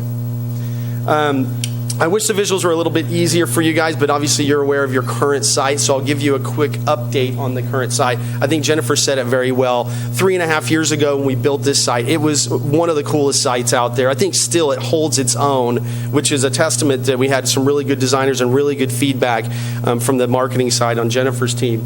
But ultimately, you've got great visuals, you've got great interaction, and obviously the core for us is that there's been a ton of shifts between social and obviously the search engines themselves. So we did do a quick update on that. We used Rick, which is one of your consultants on the SEO side, to go through and do some improvements. We did that over the last couple of weeks and have finished those improvements. So Rick should start to see some direct impact on some of the things that were impacting some of the traffic and help that really increase. So I think that at this point the site's really stable. You've got now the new SEO upgrade, so we'll be looking to see Rick's feedback and making sure that the site continues to run good as you decide to do your refresh and see if we can get you to the next generation of technology.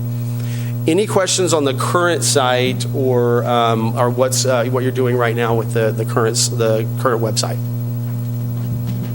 Doug, you might be better off just go through because you're going to run out of time, then let them do questions. Okay. I didn't mention it, but this little thing up here on the corner, it'll go yellow when you're at less 1 minute. So Okay. All right. Not I'll to make keep you crazy. panic, but No problem then. So the update on the site, it's looking really good. I think we'll get some feedback from Rick, and we'll just see how that traffic increases and ensure that we're continuing to get some good response there.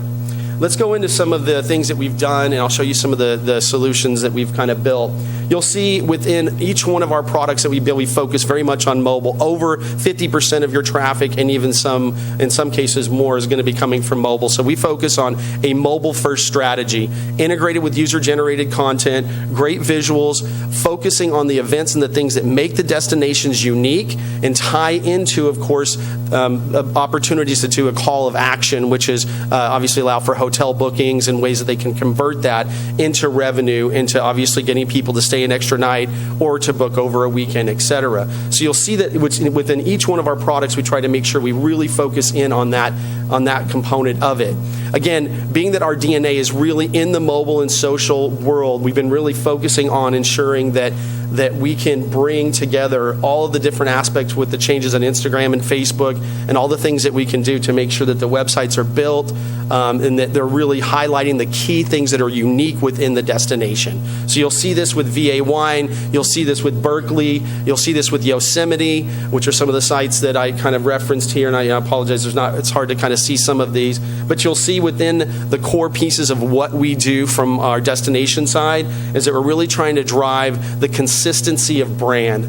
And I think that's something that's really prevalent throughout everything that we've doing is migration into the Omni side, is that no matter whether you connect with Morro Bay on social media, whether you connect with them through the website, whether you connect through other means, that consistency across each one of those channels is obviously prevalent throughout the website. So you'll see that from the mapping side, from the event side, from the integration, and the overall consolidation of content and data within each one of the websites that we've built. The Berkeley one's probably the most recent one that we've done, and although it was heavily designed by their staff, we did make sure that we kept the key predominant things about it, which is calls to action right in the beginning, obviously allowing that booking integration as well as integration on some of the things that Jackrabbit and other type of engines provide to allow for the hotel bookings overall. Mappings of key areas so you can understand the core areas within each one of the destination spots and the good things you can do or the cool things you can do within those key areas as well. And then, of course, social media. So you'll see in each one of our sites now we integrate what we call user-generated content. This is what's unique about our platform right now, is because it is all built into the solution, so which means Instagram, Twitter, all those other things that are going through as people are posting things, there's a curation process, and we can go through and make sure that those are updated and those are obviously integrated to the point of where it really can drive traffic. And I think that's one of the things that we really want to do with the new site, is look at ways that we can incorporate all the new things that are happening with social and ensure that, because we know that over 80% of people make decisions by what they see on social media, and we want to make sure that that's a very big part of that. And you'll see that integrated throughout Berkeley. Another unique part of that is Berkeley actually did the omni-channel as well. The omni-channel being that they are deploying digital displays in their visitor centers, which allows them to monetize those with advertising and local members. They're also implementing kiosks inside their visitor center. And what the core of that is that it's all powered by the website. Once the website was done, we were able to roll out this new technology and utilize it to do things like capture data, as well as implement ticketing systems and other things across these new platforms. And that's probably the core thing I would say to take away from what we do, is that the website is the foundational piece that starts this visitor journey, but the other parts that come into place, which you guys will be progressing over the years, is something that we've already really built into the foundational part of our technology. Let's see what else we have here. Oh, some stats here real quick on what we saw right from the beginning. We saw a huge increase on time on the site when we got Berkeley done, and we're able to really see that impact people as they navigated there. And then the mobile visits shot up extensively because we really focused on that mobile experience, realizing that most people are really hitting the site, going through social media and other things, which obviously is integrated in their personal device. And then, of course, social referrals really went up too, and that's been a big driving factor. They're also utilizing that to increase bookings in hotels and things like that through the social media, directly integrated into the site, allowing that each one of the platforms really has that experience and calls to actions within each one of the key components there. This is just kind of the proliferation of the website into these different products. Big Sky Montana and some of the other ones are also doing this type of technology where we're looking at mobile applications and things to bring out unique things within the destinations like gamification, scavenger hunts, interactive trails if there's, with the hiking and things that are around here. So know that there's also a set of tools that are built into our platform that allows you to do some newer technology things even above and beyond the website piece. And that's really, again, the core part of what we do from Omni side of it. Some of the technology, I don't know how much time I'm tracking. I'm trying to cover 3 minutes. Okay, cool. So from the content management side, Jennifer and I had some pretty big discussions on this because we did do a complete technology refresh and are launching the new platform over the next few months.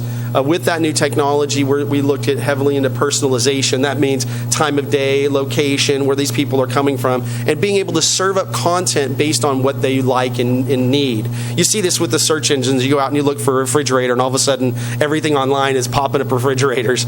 Well, the idea here is the same concept, but taking it to the point of where it starts to customize that content as users start to use it, especially on the mobile device. I'm in a particular location. I get a notification if I'm sitting, in a part of Morro Bay. It tells me about an event. It interacts with me and allows the technology in the site to really drive that interaction through the new content management system. I would say, coupled with the technology, our design and our creative is probably what makes us the most unique on what we do. If you look at our sites, they're all very customized for the destination. We don't cookie cutter things. You can't go to multiple destinations and see that you're going to see the same site over and over. We make sure that it's custom. Our foundation is based on that because every brand is unique, and that is very important for us. And so we've got some great designers, people from Nike that work for me now, and that design and the user experience is very core to what we do as well. So you'll see a lot of those tools scattered throughout our proposal. Mobile strategy we pretty much covered, but again, a lot of the customizations, gamification, integration with social media, and a big focus on the mobile-first strategy. Social media overall, we do have a user-generated content platform integrated, so that means that it's very simple and affordable for you to add in these new tools and to allow people that are very specific on social media and other things like SEO. So we have a good inner working within our company to set up the infrastructure to allow the people that really are the best at what they do to be able to focus and use these tools to generate more traffic for you guys and obviously revenue and bookings. I will kind of get down to here to the very end here. So we've talked a lot about the ability for us to really take the new site, redesign it, refresh, bring in some of the newer technologies, and create a solution that I think will take you guys up into the next 10 years of destination marketing. As well as we've forged partnerships within the platform with everything from Uber to Airbnb to TripAdvisor, integration with over 15 different CRM systems, integration with other types of extensions that'll help you guys be able to take and future-proof what you're really trying to do here to get to the next generation, and also help your members and partners to be more integrated into the site, allow easy updates for them, ability to push content and information, and this is really focused on the ability for us to take this new software to make it very easy for our customers to continue to expand. Okay? The rest of it's just a few testimonials and things like that. Of course, we've had some good success there, and if there's any questions, of course, I'm here to answer them. Nice timing. I flew pretty fast. I know I was talking fast. So. Yeah. Any questions, board? I had a quick question. So, being that you were the contractor that we've been with for a while, are there benefits financially for us staying with you, considering that now that you have a new Omni structure and such, and have a new website design that you'll be doing? I mean, that pretty much levels you on the field with the other presenters, correct? Sure. Yeah, absolutely. From what we've presented here, you should see a significant decrease in cost moving to the migration from our current system into the new system. So I put those cost benefits in there to show, obviously, of your continued, work with us and business with us, and to give you guys some discounts into moving into the new platform. So there is some reduction not only in cost but also in time to market. That sounds great. In ownership of the site, and my experience with my company, the web person you're working with, the contractor, them owning the site can oftentimes equate into having difficulties with costly changes, cost in small modifications, cost in data collection from custom adjustments and such. Can you give me a little feedback on that? Yeah, I think you'll see over time what we've been able to do is keep those costs pretty low. I mean, I think we could have done some things differently in the beginning, but we pretty much everything that we have will keep the site running and keep everything really updated to the sense of the technology and where you're at. As far as improvements and things that you want to do, typically, no more than probably any other person in my industry, usually you budget those type of projects. So everything that's included in there monthly includes all the updates as far as management from the technology standpoint. You guys have full control over the site and being able to add new things or do different things, so you can manage that yourself. If we need to help and do anything, then typically it's an hourly fee, and we usually build in about 5 hours per month to do little updates and things that you might need. Right. So with it being a mobile market, as you spoke of, and you're like 50% of or greater is mobile traffic. A mobile market's very liquid. It changes so rapidly. I mean, that's what mobile market it is. These kind of changes and having our department, such as Jennifer, be able to work with you would be really important for us. So again, just as I spoke with the grant, my feedback that I'm going to want is from her. Thank you for the report. Sure. Absolutely. I don't know if it's premature since this is my first meeting, but I'm all about cost and benefit. And I don't know if we'll get to that at another meeting or another time. Or Not today, we will not, Ken. Yeah. But I did try to put some incentives for you guys in there and do what I can to help keep costs low and make sure the benefit's high. Well, I think Ken does have somewhat of a valid point, and this would be a question for Scott or Jennifer. What do we have in the line item in terms of a budget? Did we build in something for a refresh? I have some small money, built in about $7,000, but I also have $30,000 that was set aside in case we did a large sponsorship like an Amgen or something like that, so I can move that money in my budget accordingly to use for the website. So we're okay financially.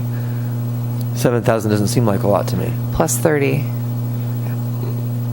So you wouldn't recommend taking that into consideration when we're hearing these presentations at this point? I would not. I'm very familiar with all of the presenters and financially where they stand, and it'll fit in our budget. I think this is really about who's going to give us what we really need and who's going to get us to that next step. So my biggest challenge is how do we connect from Jackrabbit and they hop off sites. We don't have that link, and I know that we've talked about this, that it's just an inherent problem with our industry.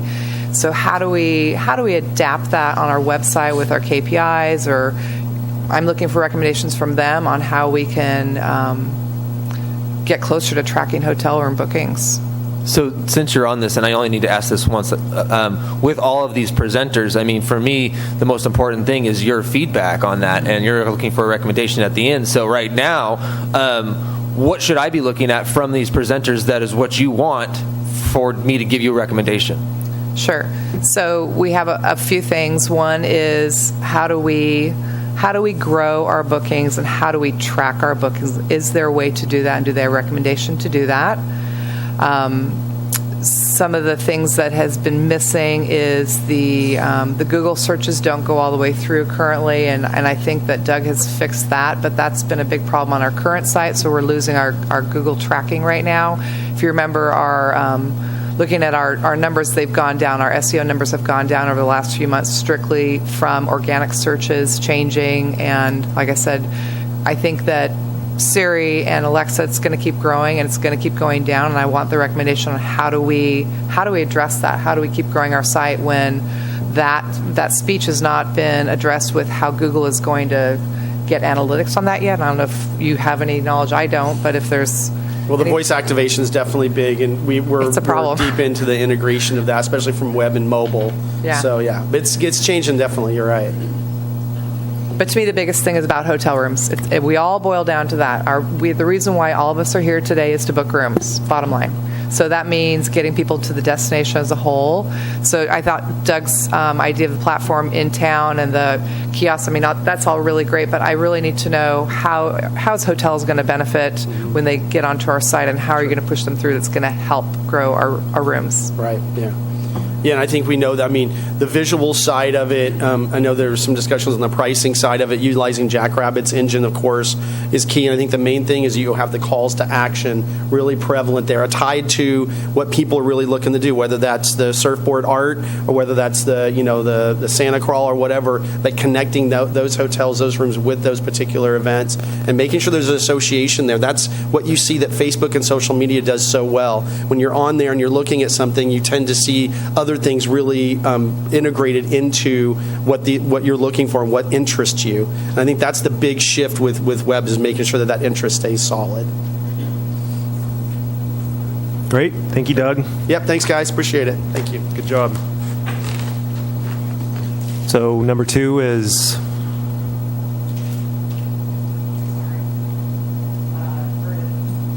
Verdin Marketing. Verdin. This is a local agency here in town. They did have the Morro Bay Tourism contract, just so you're aware, before Metal Marketing.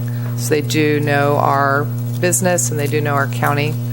And Ashley, who is going to be one of the speakers, she's also on the board of CCTC, so her and I interact quite a bit, just so you're aware.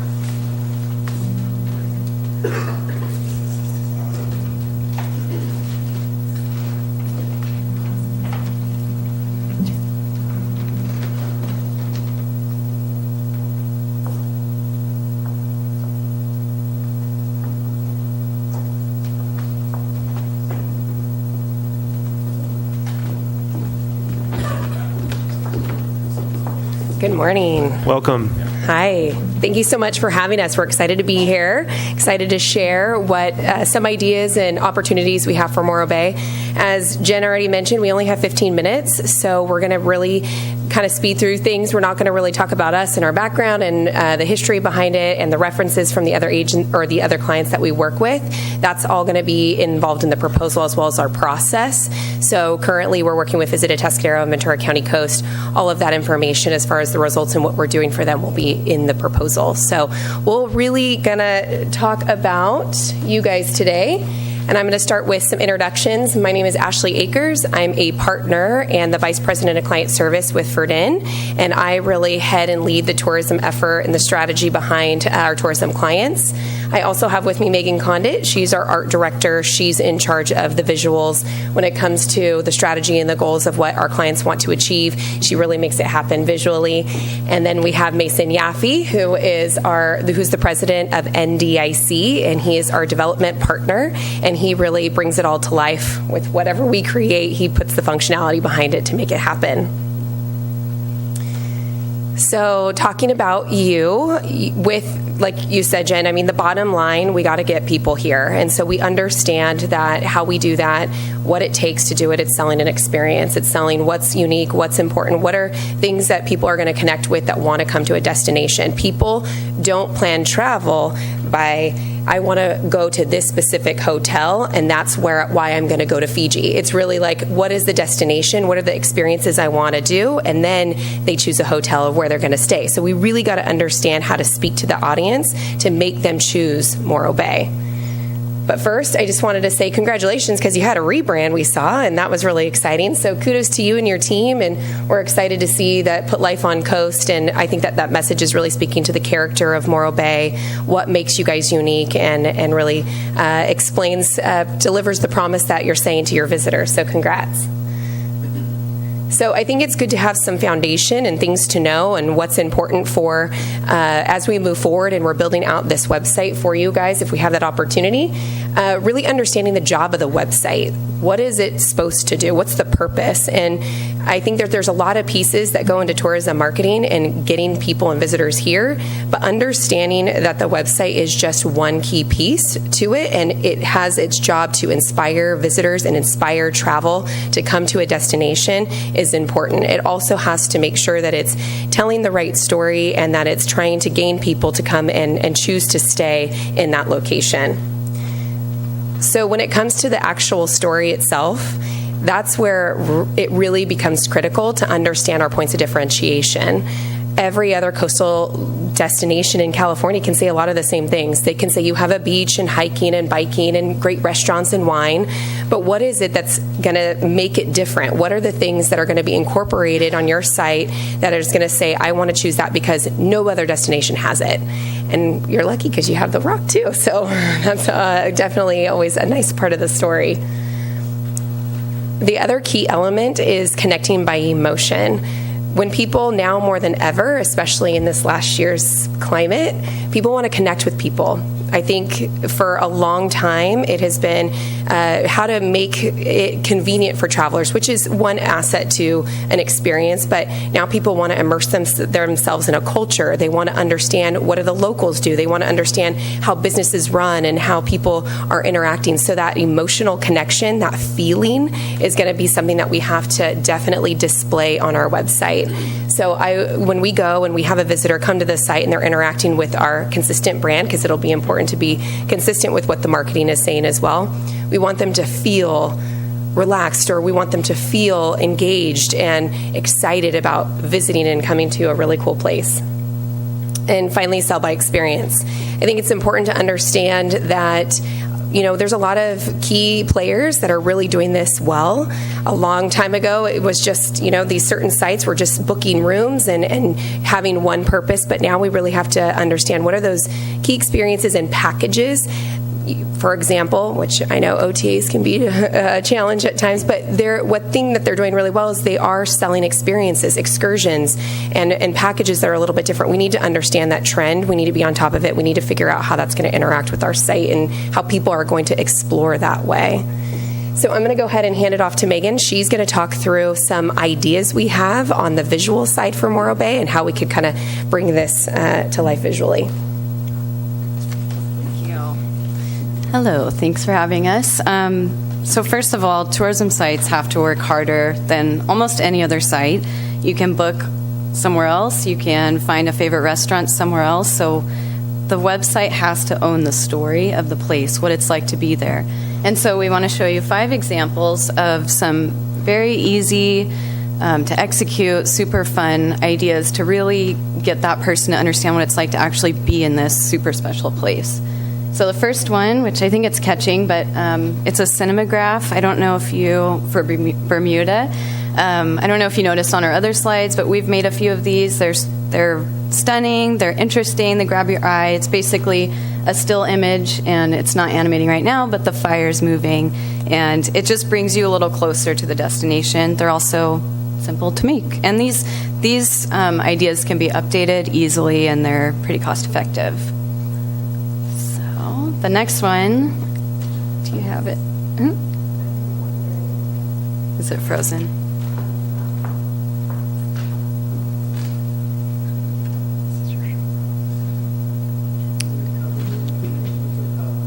Oh no. It was too special.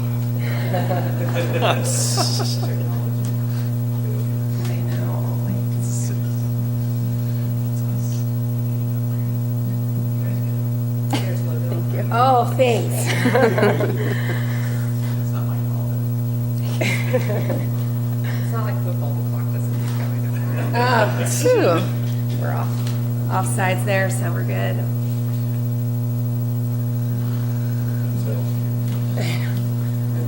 All right. Okay, so you can see the fire. Thank you. Thank you, Mason. So that's just one way to do it. It's one idea.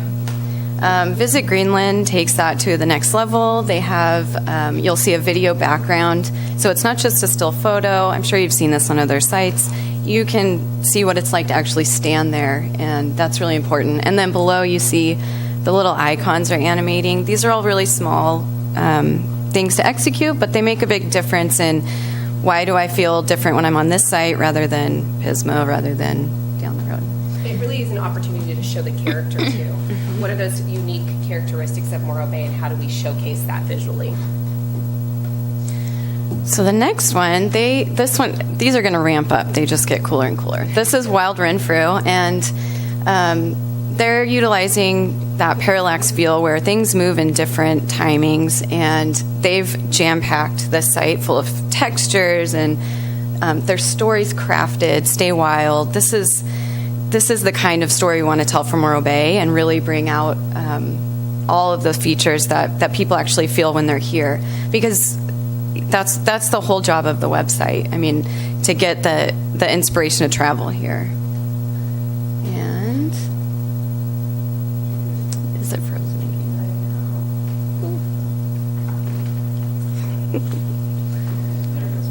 Oh my gosh.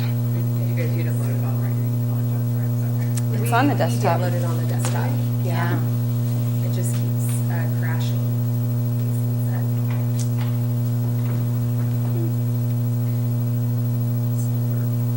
We only have one. We have two more.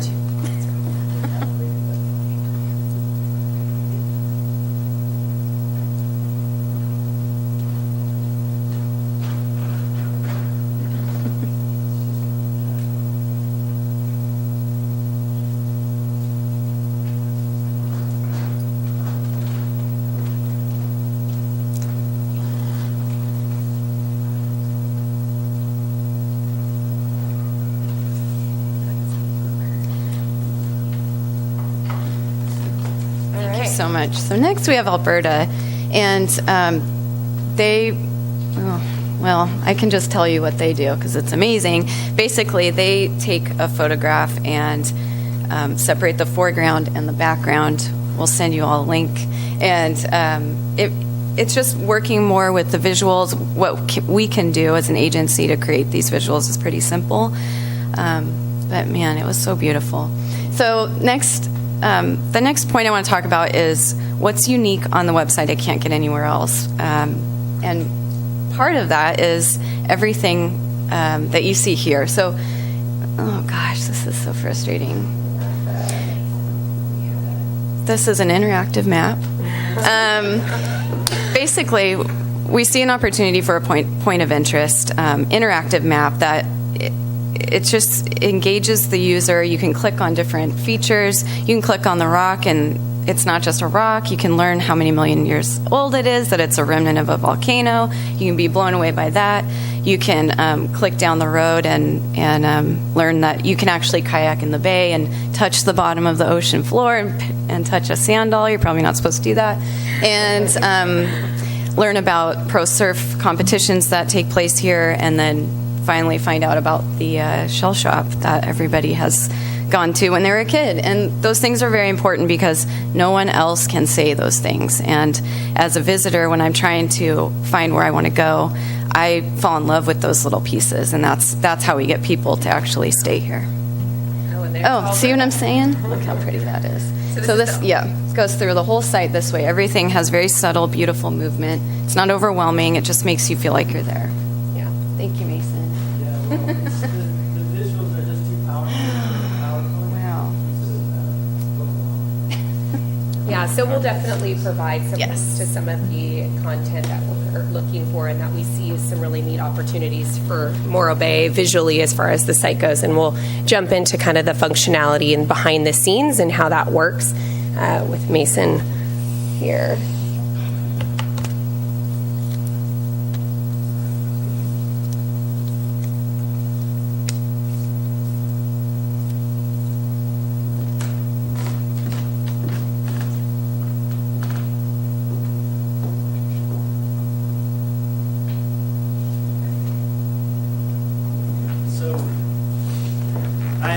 To talk about the technology, and I think you have some challenges with the current platform that have been alluded to, and I'm going to bring those out because we've had another client that we just finished migrating their site from the platform that you all are currently on, and they experience all the exact same issues that you guys are seeing.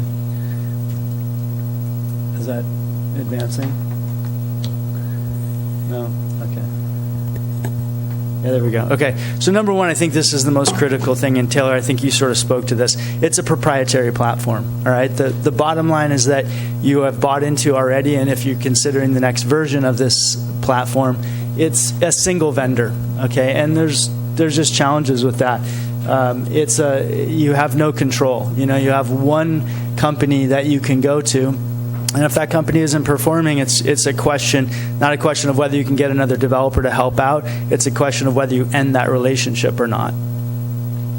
As a result, it's expensive. You have a single source that you can purchase from, and so you're kind of locked into those rates. You don't have the ability on in between contracts to negotiate on a given change, and as a result, it also ends up being a little bit time consuming. You're stuck, and we know from experience, you're stuck in a queue behind a lot of other clients that are and not necessarily getting served because you don't have any competition really once you're locked into that single proprietary system. So our solution, this is Verdin and my company NDIC, and it's WordPress. How many people have heard of WordPress? Okay, so WordPress is taking the world by storm. It's a platform that runs over a third of the websites in the world. And just to give you an idea, the previous vendor talked about 25 extensions. WordPress has something like 45,000 extensions. Okay, it's an open platform being developed by thousands of people around the world, and a single proprietary system could never compete with that level of development. And so, to give you an idea, we have got WordPress sites that have been running for 5-6 years. Same platform. You install an update. It's not a major migration to a new platform. A critical aspect of that is you are the owners of the site, okay? So if at some point in time you decide that your current vendor is not working out, you can go to a new vendor who can use that same system. So you own the site and you take it with you. With the current solution, you take nothing with you. It's all in the hands of the current vendor. It's much more cost effective as a result. And I think we're talking about differences in price not only between a out-of-town vendor versus a Central Coast vendor and those pricing differences, but you're also talking about a closed platform versus an open platform where you've got a lot more competition that drives the price to you of those services down. And with our team, you're going to get very, very responsive support. So we want to talk to you about the migration process because we've done this before. So taking all of the content that you currently have, the part of the system that you do own, right? You don't own any of the back end, but the part that you do own, we've already written proprietary scripts that grab all of that content and bring it over. Okay, and we've done this for Ventura County Coast, and it worked out great. So you get all the existing functionality, but you have access, and I think the current system you're on, there was a lot of discussion about the uniqueness of the technology, and I'll tell you, there's not too much unique about technology. I mean, in the web world, we can all do the same thing, and it becomes a question of how efficiently and how cost effectively you can do it. So we can bring over all the existing functionality, but you get access to a much larger platform, so other functionality is way more accessible. The upgrade path for your website, way, way better.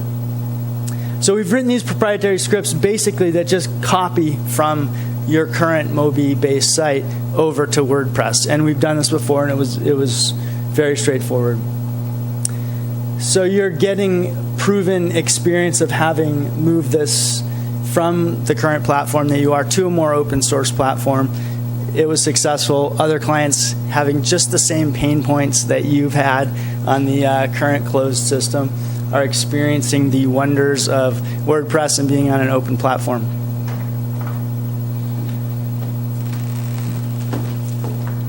So we'll open it up for any questions we have. Great, thank you. Taylor? Yeah. Thanks. It's Ashley, right? Yeah. Yeah, Ashley, congratulations on your top 20 under 40 award. Thank you. I'm set to go to lunch here in 15 minutes. I was gonna say, I also was a top 20 under 40 award recipient, right? And one of the things I love about that award is it really points out the young go-getters in our community who know what the community of Morro Bay or San Luis Obispo County is all about, which is really important for me because I know that Morro Bay thrives on our localism. I mean, it's almost Sometimes it feels like a disease, but it is one of our strengths. So I saw that in your presentation, and I just wanted to say,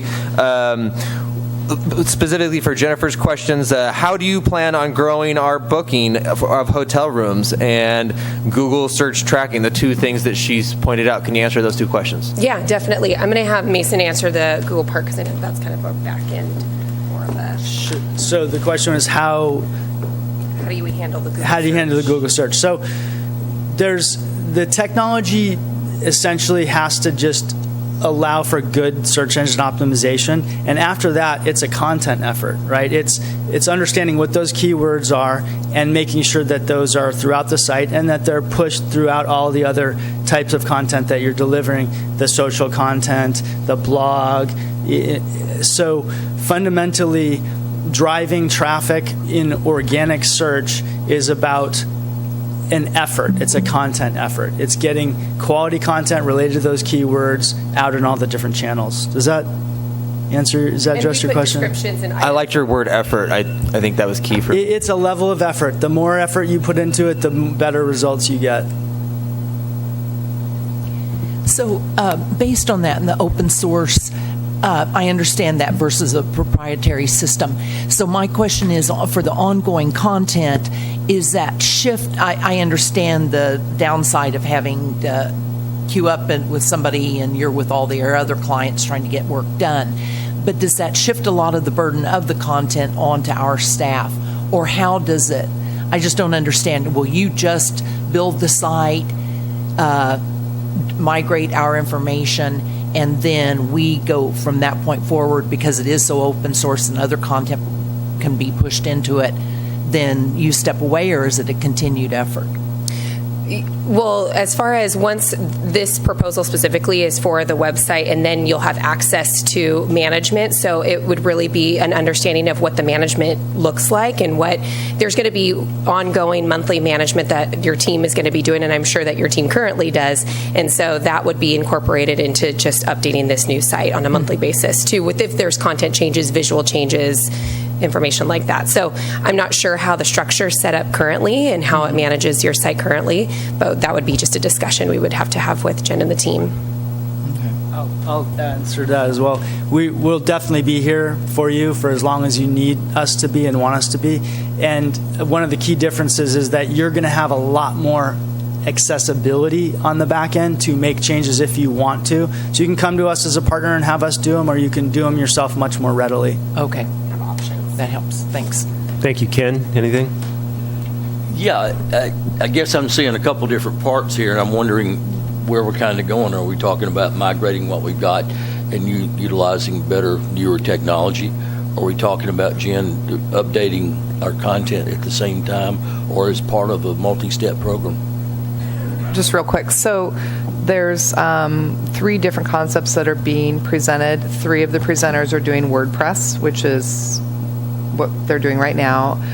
Moby manages a proprietary system, and then the last, I think, is he last or is he? Simple View is going to present forth. They're also a proprietary system, but heavy depth into tourism. So we have all different concepts on there. In any of them, Ken, like just right now, my staff manages a lot of the just basic stuff. I mean, we are not website people, but we upload events, and we upload our landing pages for specials with hotels, and we do all the monthly hotel, if they're doing specials, things like that. That's just a lot of busy work, and I don't think it's something that we'd want to task an agency with financially to do. I need them to do the build, make sure all of our H1 tags are functioning well, that we're not having errors throughout the site. That back end is really critical, that we have good response and is built right. That's not my expertise at all. Yeah. Super. Great. Thank you. Very quick, I just have an IT question. The movement in there is amazing. It catches your eye. Obviously, there was some complications with the presentation. Is that potentially going to freeze the average computer or the user? Are they going to have complications with that too, or this is just because of PowerPoint, you think? Yeah, I'm thinking it's just PowerPoint. Yeah, it's 100% PowerPoint. I mean, those sites that we showed as examples have hundreds of thousands, if not millions of visitors. And so the technology delivered to your browser, very well known, works great, looks awesome, is actually somewhat simple, but is impactful. So good question. Thank you for So that technology would be totally accessible on my iPhone, which is where I live. Right. It degrades, so some things are not necessarily going to display on a mobile device or a tablet, and it depends, of course, on the device.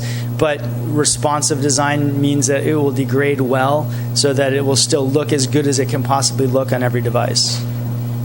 I have a couple questions too before we dismiss you guys real quick. So, for our competitive set, who else are you under contract with right now? Currently, we're working with Visit Atascadero and Ventura County Coast. And what do you do for both of them? Ventura County Coast Agency of Record, so we do all of the marketing and advertising, creative. We are not their PR and social team right now. For Visit Atascadero, we do public relations, social media, and all the advertising marketing. Okay, great. And then I'm just wondering about Jackrabbit. Yeah. What your thought is on Jackrabbit as a whole, if you have a better thought for us besides Jackrabbit. I know it's a big question, but That's a big question. I'm curious. It's a big deal. Yeah, no, absolutely. So I think I want to be honest. I think that the honest answer to that is we're seeing a lot of destinations not utilize that third-party booking engine and really try to have direct bookings. And so we've seen destination sites kind of linked, have Book Now, and it links directly to the reservation page of your guys' hotel site. So we've seen that kind of as a trend that, might be more effective. I have not used Jackrabbit in the past, as far as it's something I know that we've already talked about that we can incorporate into a WordPress site. We're not worried about that. But it was just a matter of, we're seeing more activity. It's more about, trying to get people here through that experience. And if they have the opportunity to book, they can book, and they can go direct to your booking engine or to your booking page on your site. Great. Thank you. Thanks, Ashley. Thanks. Okay. Number 3. This is Mental Marketing. So Mental, obviously they're our agency of record. They do some work as just being a helpful side for our current website. They don't manage the website. That was Doug Ralston's business, but Mental does help me with setting up a lot of front end things for our current website. Yes. And I'm sorry, Jennifer, is there going to be a total of 5 or just 3? 5. Good morning. My name is Bill Stansfield. I'm the president of Mental Marketing. And Mary Ann Stansfield, your account executive, couldn't be here today. She is also ill with the flu. Today we have Dan Gary. He is our strategic partner over at Proof Interactive. And since we are limited in time, I'm going to hand the ball right over. Thanks, Bill. Thanks very much, everyone. My name is Dan Gary. I'm the president of Proof Interactive. We're the digital services partner with Mental Marketing. I just have to say, there's this really awesome little cat wandering around here who's been saying hello to everyone back here. So I just want to commend staff on their thoughtfulness for providing pet therapy for nervous speakers like me. And I think that's a whole new level of preparation there that's pretty impressive. I also want to say thank you to the previous presenters. It's always nice to hear colleagues of ours in the creative business, in the industry, commending some of our work and put life on coast. We appreciate that comment. Thank you very much. It's a pleasure to talk with you a little bit about our capabilities here. I hope I'm using this correctly. Just a little bit about our team and on website development here. We know tourism. We know tourism. We know hospitality. I'm going to speak directly to pieces on search and also on the booking features a little bit later on down the line. It's a mobile-first world. You design from a mobile-first strategy. We are very proud of and experts in reservations integration for very diverse, very unique systems. All of our hotel operators here in Morro Bay, everyone's using different reservation systems. We believe very strongly in direct booking. I did a presentation about 3 years ago to a lunch and learn group at the Venetian in Palazzo. At one time, we were their only external creative outlet. Everything else was being done internally. And I titled the presentation The Indispensable Enemy, and it was about the hotel industry's relationship with online travel agencies. In my opinion, Jackrabbit is an online travel agency, and we are enabling an online travel agency to capture your revenue from direct booking. So I'm just personally sort of mystified by, by that sort of strategy. These are your bookings. It is our job to make sure that your reservation systems that work for you individually and for all of your colleagues out in the hotel industry here in Morro Bay, that we make it work for you in a trackable, an event trackable, and an accountable fashion. I'd like to just kind of focus on this particular piece of ours. We're very proud to be the provider for the downtown center business improvement district, which is downtown LA. DowntownLA.com is an iconic website. We had the pleasure of redoing a couple of different times now, actually, as the programs have developed. But they came to us with some very unique challenges. We also work in the open source environment. We work principally in the Joomla area, which is very similar to WordPress. It's just a little more powerful platform for custom developers. We are not limited to the extensions being made out there in the open source area. We build our own. If we need it for a client, we can create it. This is a great example of this. One of the key assets that the downtown center bid had was a very detailed, massive database of every building and every business in the business improvement district. I mean, it was a cast of thousands putting this database together, right? So what we did is we took advantage of that and we created a platform for visitors, for potential residents of the area, and for potential businesses considering moving into the downtown Los Angeles area. And so they can go to a building finder, and not only can they go to a building finder and find out all the details of that particular structure, but what is the part, why would someone move? The insight from the client was, why would someone move to downtown LA? Why would they be interested in doing that? And part of it's the lifestyle of being there, right? So what are people going to look at? What's nearby? Is there a sushi restaurant? Is there a great gym? What's the parking like? What's the ATMs like? So they can focus on that and then use a sub navigation and find out that information from a block to block level. And we built that in an open source system, completely content managed. We also created this unique calendaring system so that all of the bid's partners and participating groups inside the business improvement district were able to submit their events, and it creates this one master calendar that is searchable by users based on the kind of events that they're interested in. This is a huge site, and I can tell you that the number one most visited area is the happy hour finder, right? So that's our number one thing. But this, if you're interested in arts, culture, entertainment, you can sort through the calendar through that function. Again, the finding a business, you can see the number here before you start filtering. It's a massive number. Again, it's completely mobile responsive. We work with clients large and small. We're very proud of that. We're agnostic on whether or not we want to have very big enterprise clients or very small clients. And we are a small but mighty team, so we're really careful about who we work with, right? It's a very personal experience for us, and every website project is a conversation. Every client of ours is not a cast of thousands. They're people we get to know very well, just as you already know us and our mental marketing partners. This client right here, this is Las Vegas' oldest civic celebration. This is the Elks Lodge. But it's a huge deal in the city of Las Vegas. It's kind of famous from a movie in the 1930s called El Dorado. But we provide all of the event management online in association with PBR, the Professional Bull Riders Association, which manages the actual rodeo, and we sort of handle the online marketing for every other piece that's happening here. We know entertainment. We've helped numerous locations rebrand that were facing very unique challenges.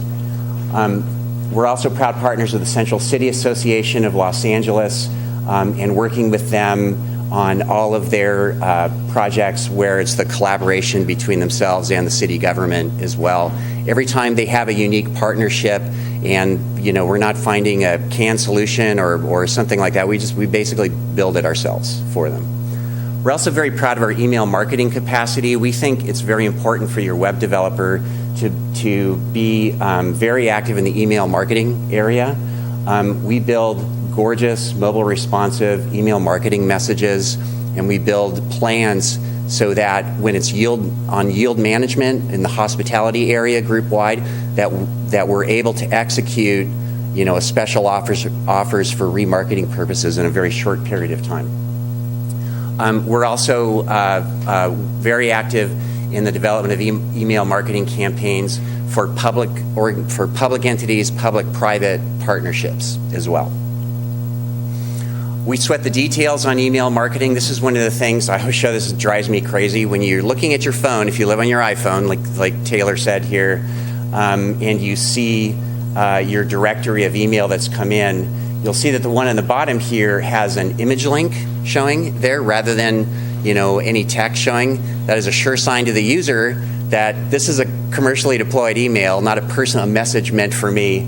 We sweat the details. Every one of our email marketing campaigns includes the use of pre-header text so that you get a second bite of the apple for a mobile user prior to them deciding which of their morning mail they're going to be deleting.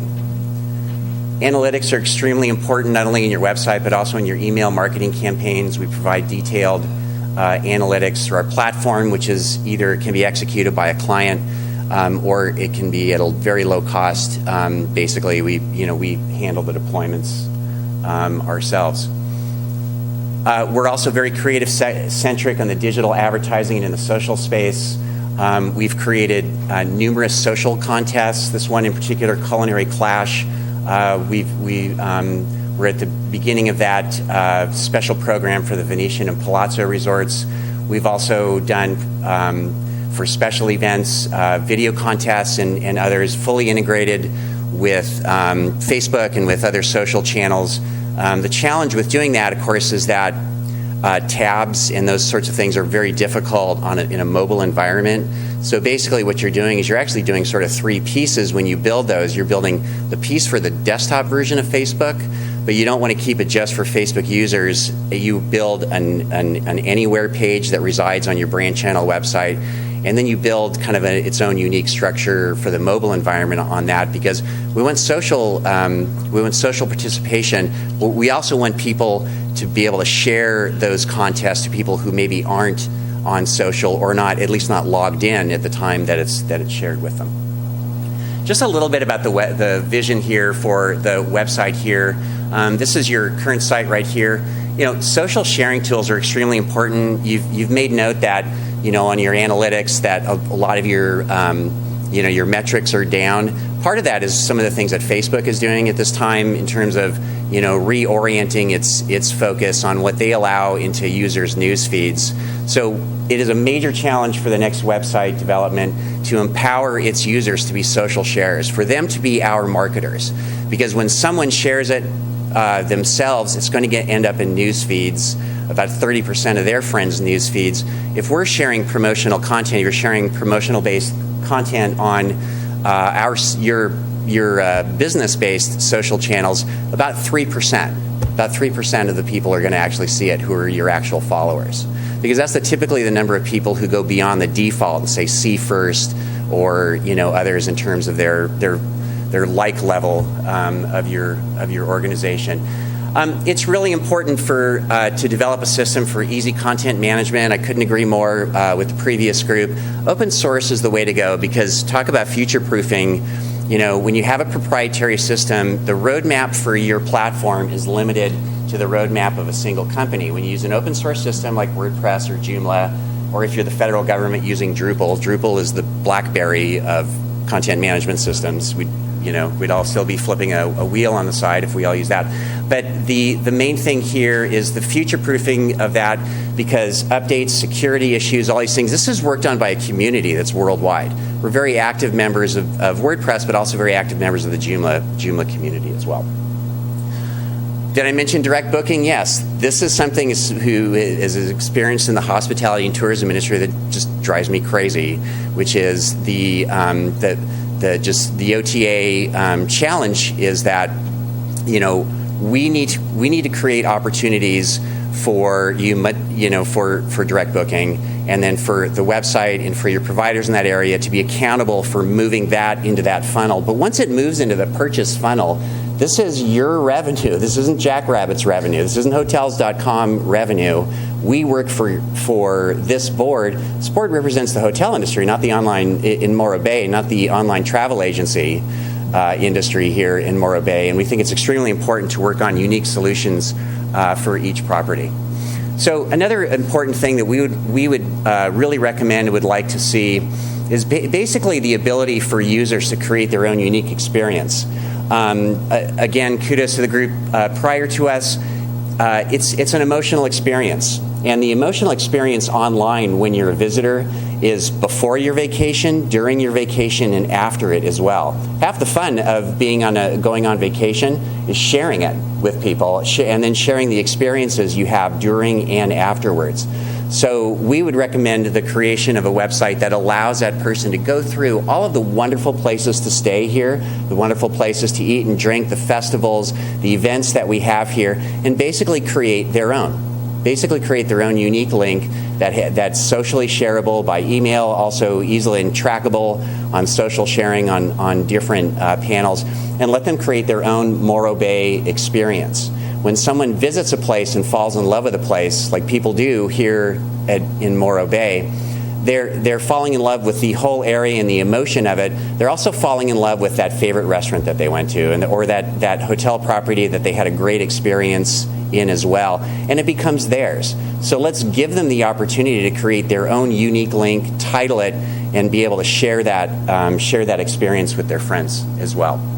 This little kitty down here, this is how people feel on the rare occasions I go on vacation. That's how I feel, and I think our website development for you ought to have that sense of excitement and that sense of proud ownership of a vacation experience.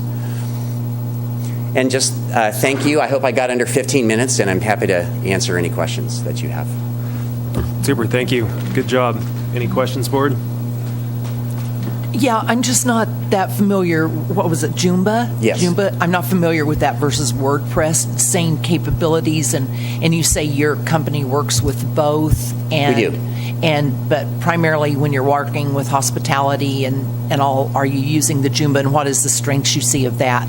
I assume that's what you're recommending or saying you would use for our platform if selected. We would, simply because our capability strengths in the custom development area, tend to run towards that.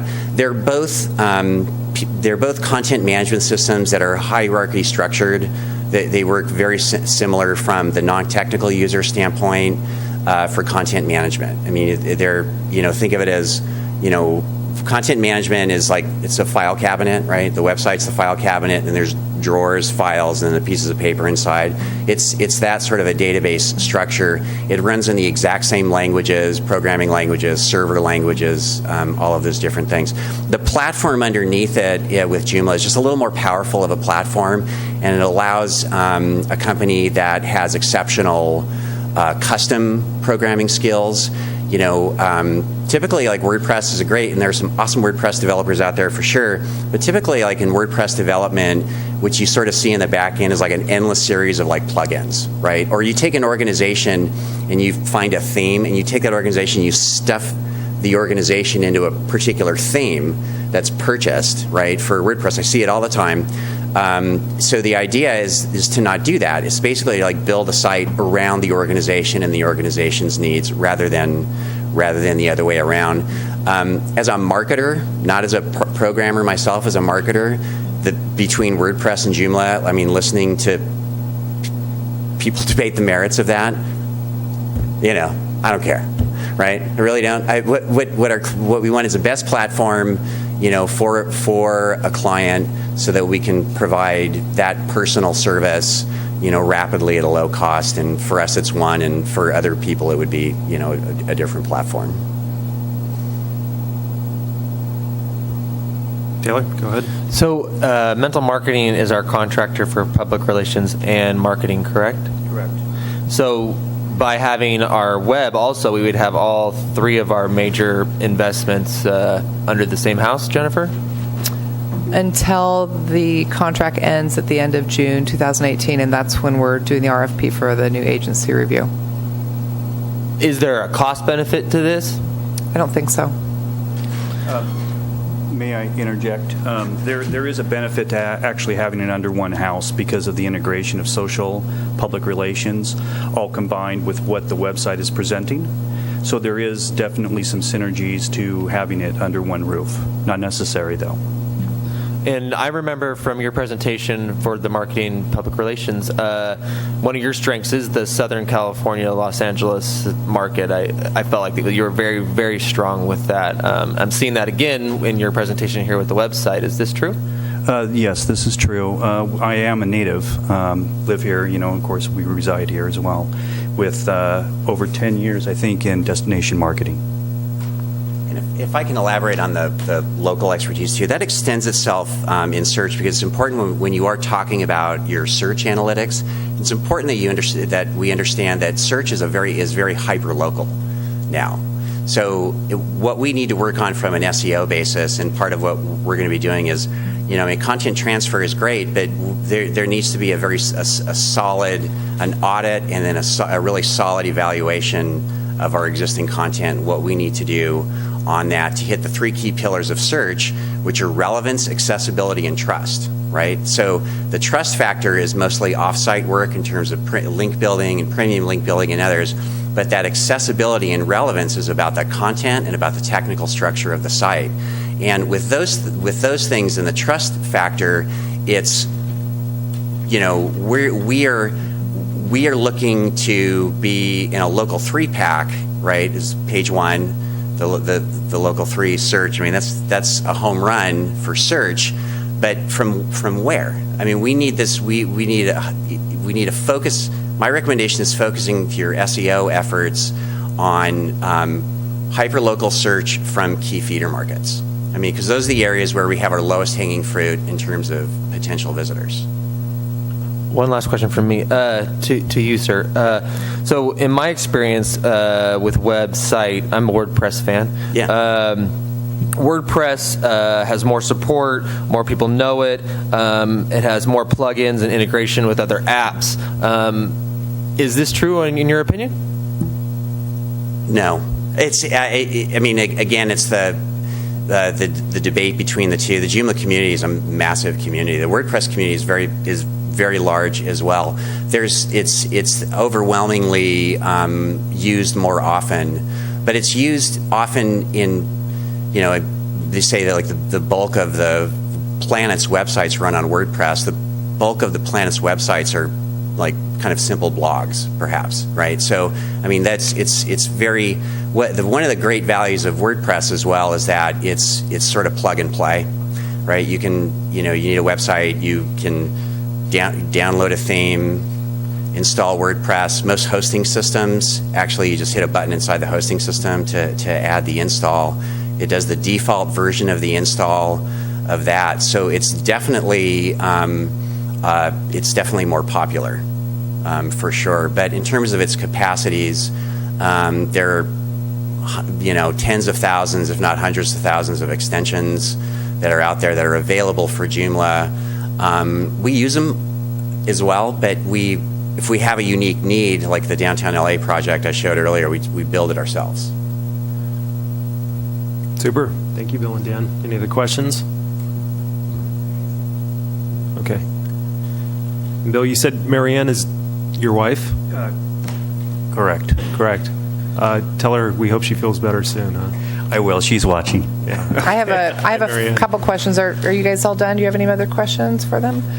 So, Bill, why don't you just tell the board the competitive set that you also are under contract with in this area, just so they know who else you represent? Who else we represent? We represent the Highway 1 Discovery Route, of course, which is all the unincorporated properties from Ragged Point down to Napomo.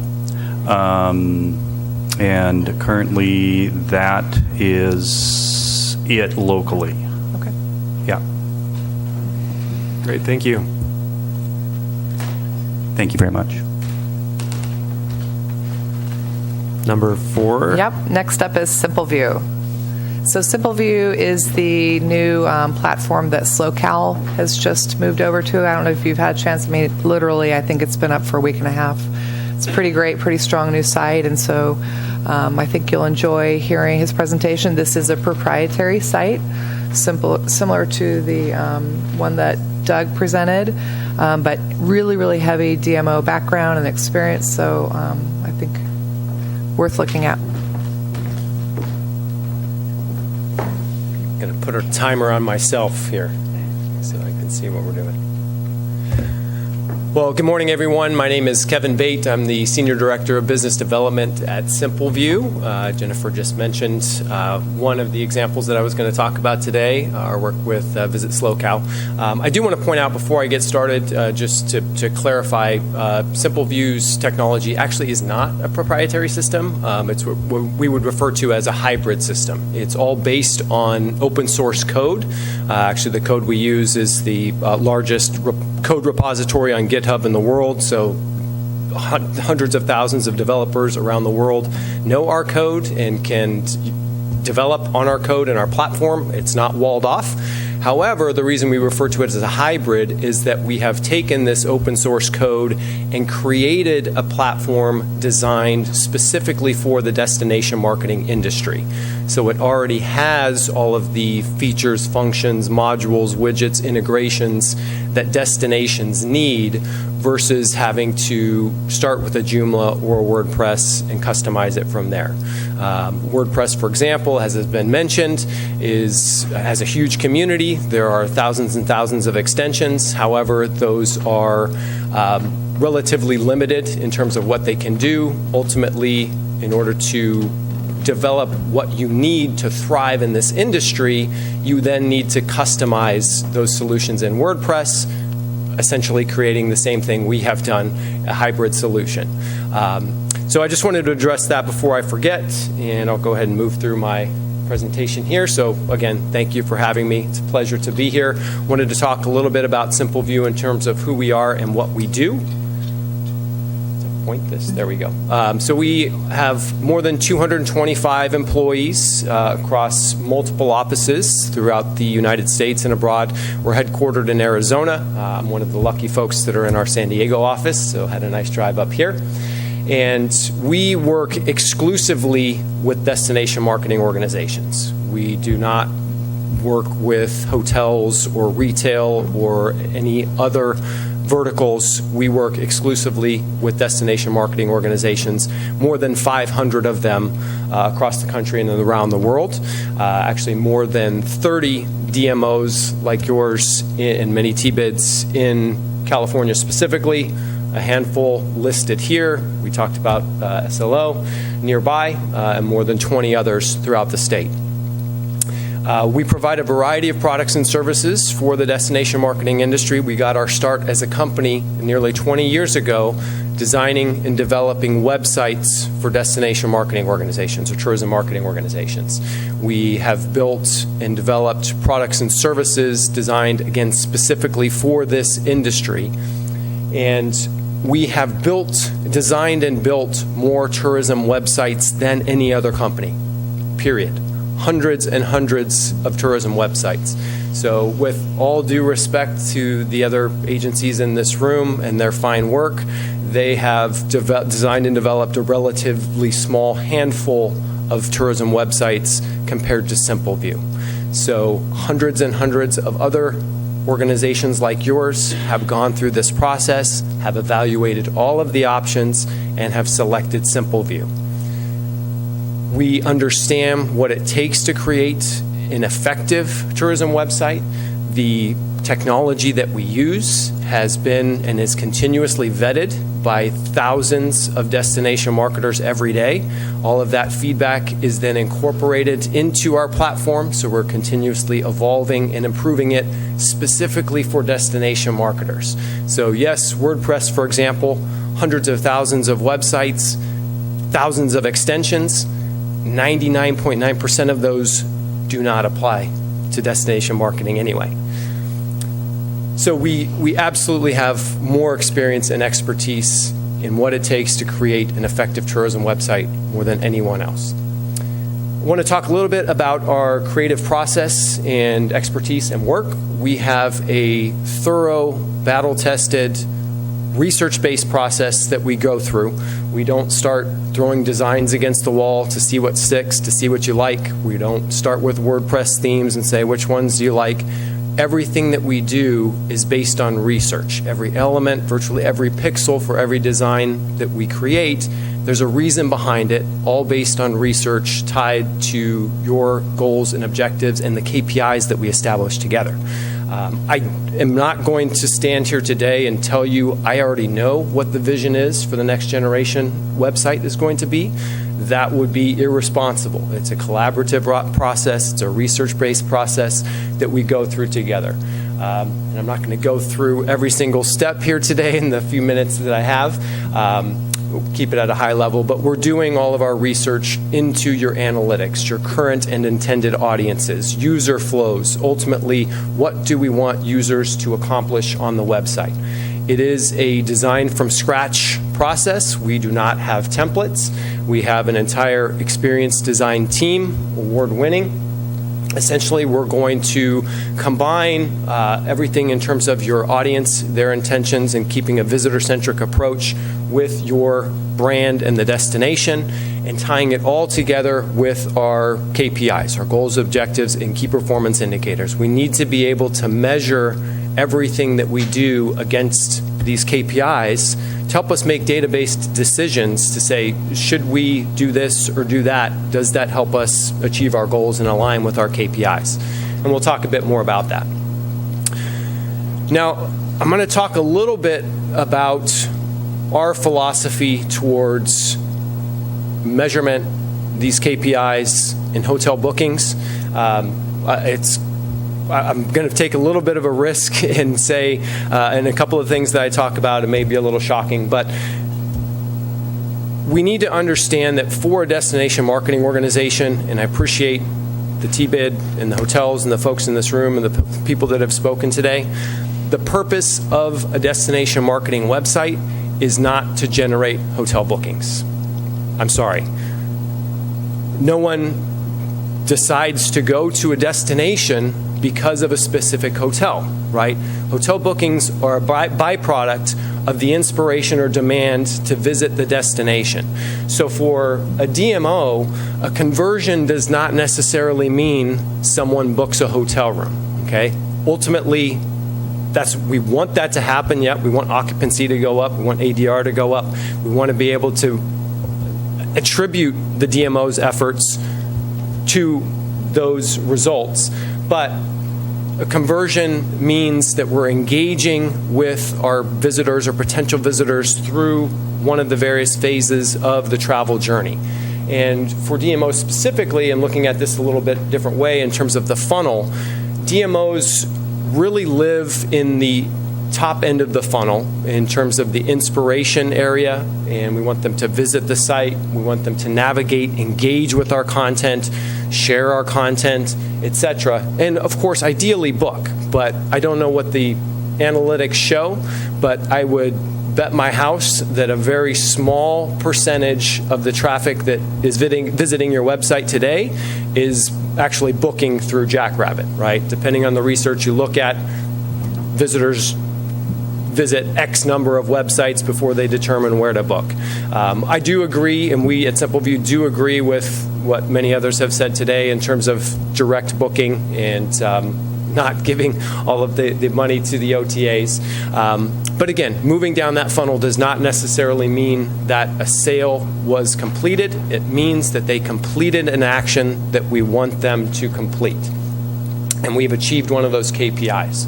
So what we help you to do is to develop solutions and content strategies around that traveler journey, again, moving from the dreaming phase to the planning and booking phase, ranging from that inspirational content, video, curated itineraries, user-generated content, and so forth, into the planning and booking stages. We still want to provide those tools, so our detailed listings for our hotels and other businesses, events, special offers, packages, reviews, maps, a lot of what we're all talking about here today. To be honest, most of us today are saying the vast majority of what we're saying is exactly the same. We all have the same philosophies. So what we want to look at in terms of potential KPIs are things like partner referrals to local businesses, right? Are we generating traffic to their website? Are they engaging with the content on the website for the local businesses? Are we driving traffic to their websites? Are we sending and generating and sending leads? Are we increasing engagement, which is very important? Are we increasing sales? Absolutely, that's great, but that's, again, a benefit and a byproduct of everything else that we're doing. So a little bit more about the process. Again, it's very detailed. We develop content strategies, SEO strategies, wireframes, digital style guides, ultimately culminating in design prototypes that we present to you in a responsive format. So you get to see how these are going to look on various devices. You get to touch them, feel them, play with them. We build it out on the SimpleView CMS and CRM platform, which we'll talk more about. Some examples, and these examples are all examples of sites that SimpleView designed and developed, not other sites we think are cool. So a handful here down the road, Huntington Beach, Spokane, Washington, all shapes and sizes of destinations. Laguna Beach, Oakland, one of my new favorites, great site to check out. Monterey, Great Lakes Bay, Greenville, South Carolina, all over the place. Vancouver, Grand Rapids, Fort Lauderdale, Mono County, Northern Kentucky. List goes on and on. Again, hundreds and hundreds of websites. We are the only company here that had, or anywhere for that matter, that had 2 websites on Skift's list of the 25 best tourism websites in the world in 2016. One of those was our work for Visit Norway, the Tourism Board of Norway. We were very surprised, however, that our second one on the list was Columbus, Ohio, of all places. So it shows our ability to create world-class websites for any kind of destination. We also had another customer on the list in 2017 on this list for our work for the Las Vegas CBB. We integrate with a variety of third parties. Again, all of our integrations and extensions or plugins are industry specific. So you'll recognize a lot of these logos on the screen. Obviously, big players like Google and some others that I'll talk about.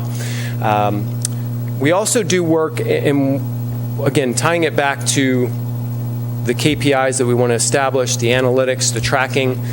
A big part of what we're doing and pushing our customers towards is what we call beyond the click. It's not just about traffic.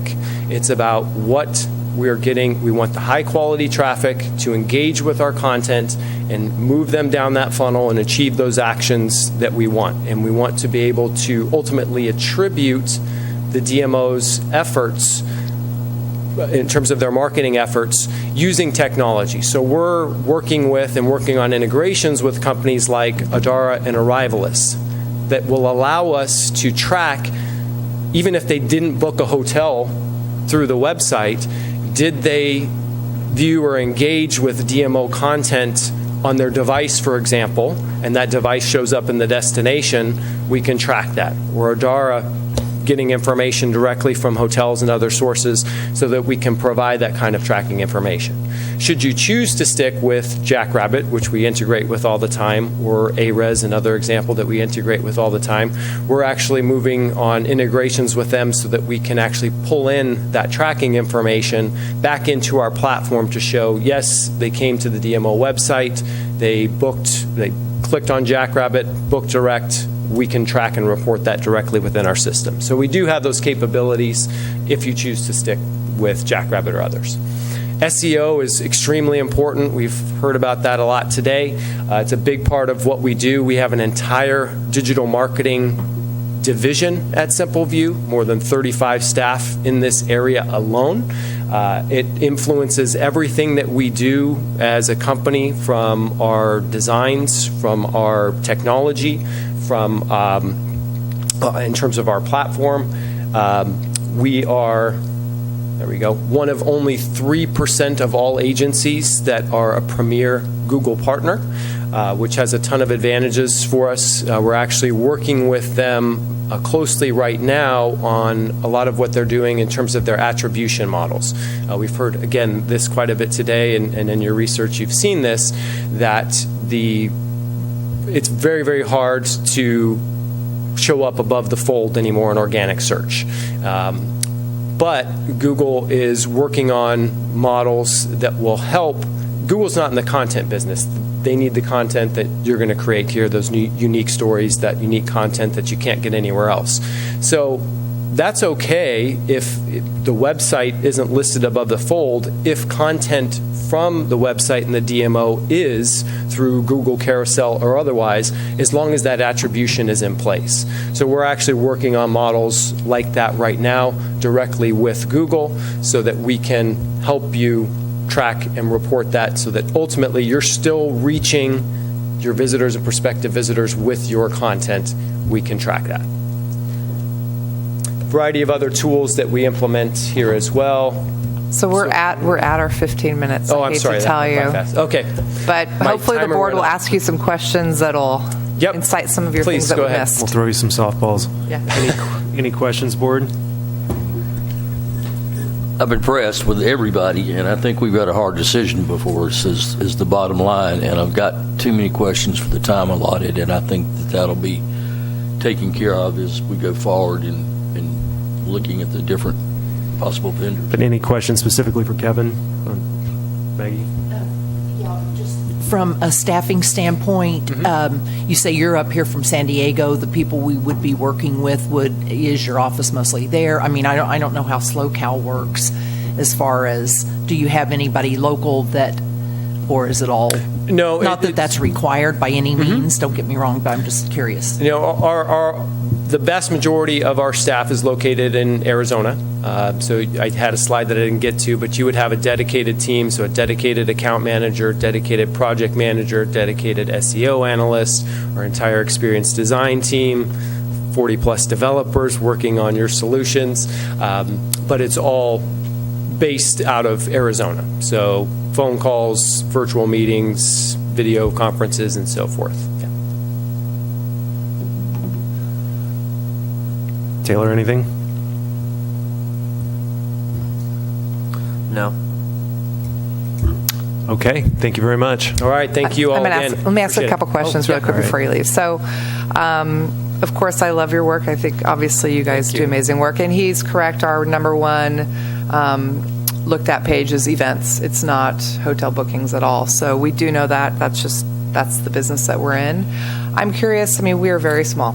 Yep. You know, we are small. So how would we get the attention that we need being a smaller client for you? Yeah, actually, you wouldn't be one of our smaller or smallest clients. While we work with virtually all of the Tier 1 cities, there's only so many of them out there. Close to 60% of our entire customer base have budgets of $1 million or less. And so we work with lots of destinations and organizations even smaller than yours. So that's our bread and butter. That's how we built our company. That's how we, in terms of our innovation and evolution as a company, that's where we live, because smaller DMOs have to do more with less. You can't throw money and bodies at problems.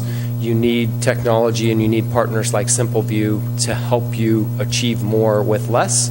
So you fit right in with the majority of our customers. Okay, great. And then I'm wondering just your opinion, good or bad, about monetizing a site. And have you done it? Do you like it? Not? Yep.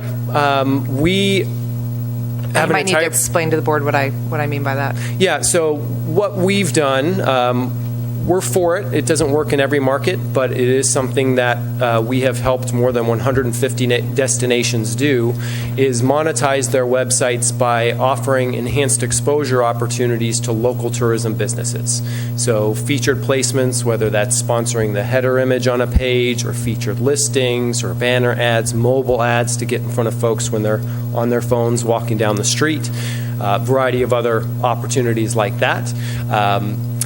It's been successful for us and for our DMOs in more than 150 different markets. It's helped them augment their budgets so they can invest more in digital marketing and create a snowball effect. The more traffic they generate to the website, the more people see those ads, the more revenue it generates, the more you can invest and so forth. It's in some markets they were hesitant at first. Kind of the easiest question that is then asked, do you produce a visitor guide? Do you sell ads in your visitor guide? Yes? Okay, same thing. So we don't push it necessarily. We do believe that it can be, and we've seen it be very successful in a lot of markets across the country. Does it distract you from your exposure on the site? I mean, are people distracted from the ad and they move over to the ad? No, it's done very, very contextually and tastefully. It's not blinking banners and pop-ups. It's all incorporated into the site from a design perspective, so there is that continuity and user flow. And what we've actually seen from a user perspective is typically those tourism businesses that are willing to invest for that enhanced exposure are the best and brightest tourism businesses in the destinations that visitors are going to be most interested anyway. So there's a symbiotic relationship between that. The cream is rising to the top. Okay, good. Great. Thank you, Kevin. Appreciate it. Thank you all. Appreciate it. And with 10 minutes until lunchtime, we go to number 5.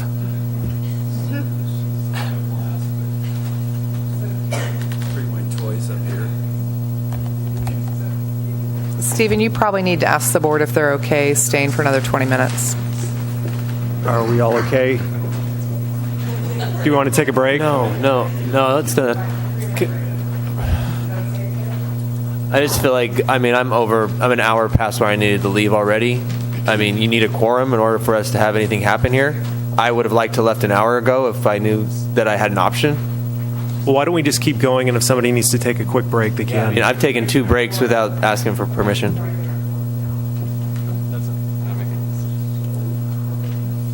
Going to wait. I mean, we don't have to sit here the whole time in order to have a quorum for the vote, right? So the quorum only happens at the vote. So let's just keep going. Okay, go ahead. So this is Rick from Pacific Leisure. I'm Rick from Pacific Leisure Marketing. I forgot how cold it gets in here. I've been doing this for many years ago. I was standing in front of you talking. So 24 years of tourism and marketing travel websites. Unlike Simple View, I have created a few hundred websites in my time.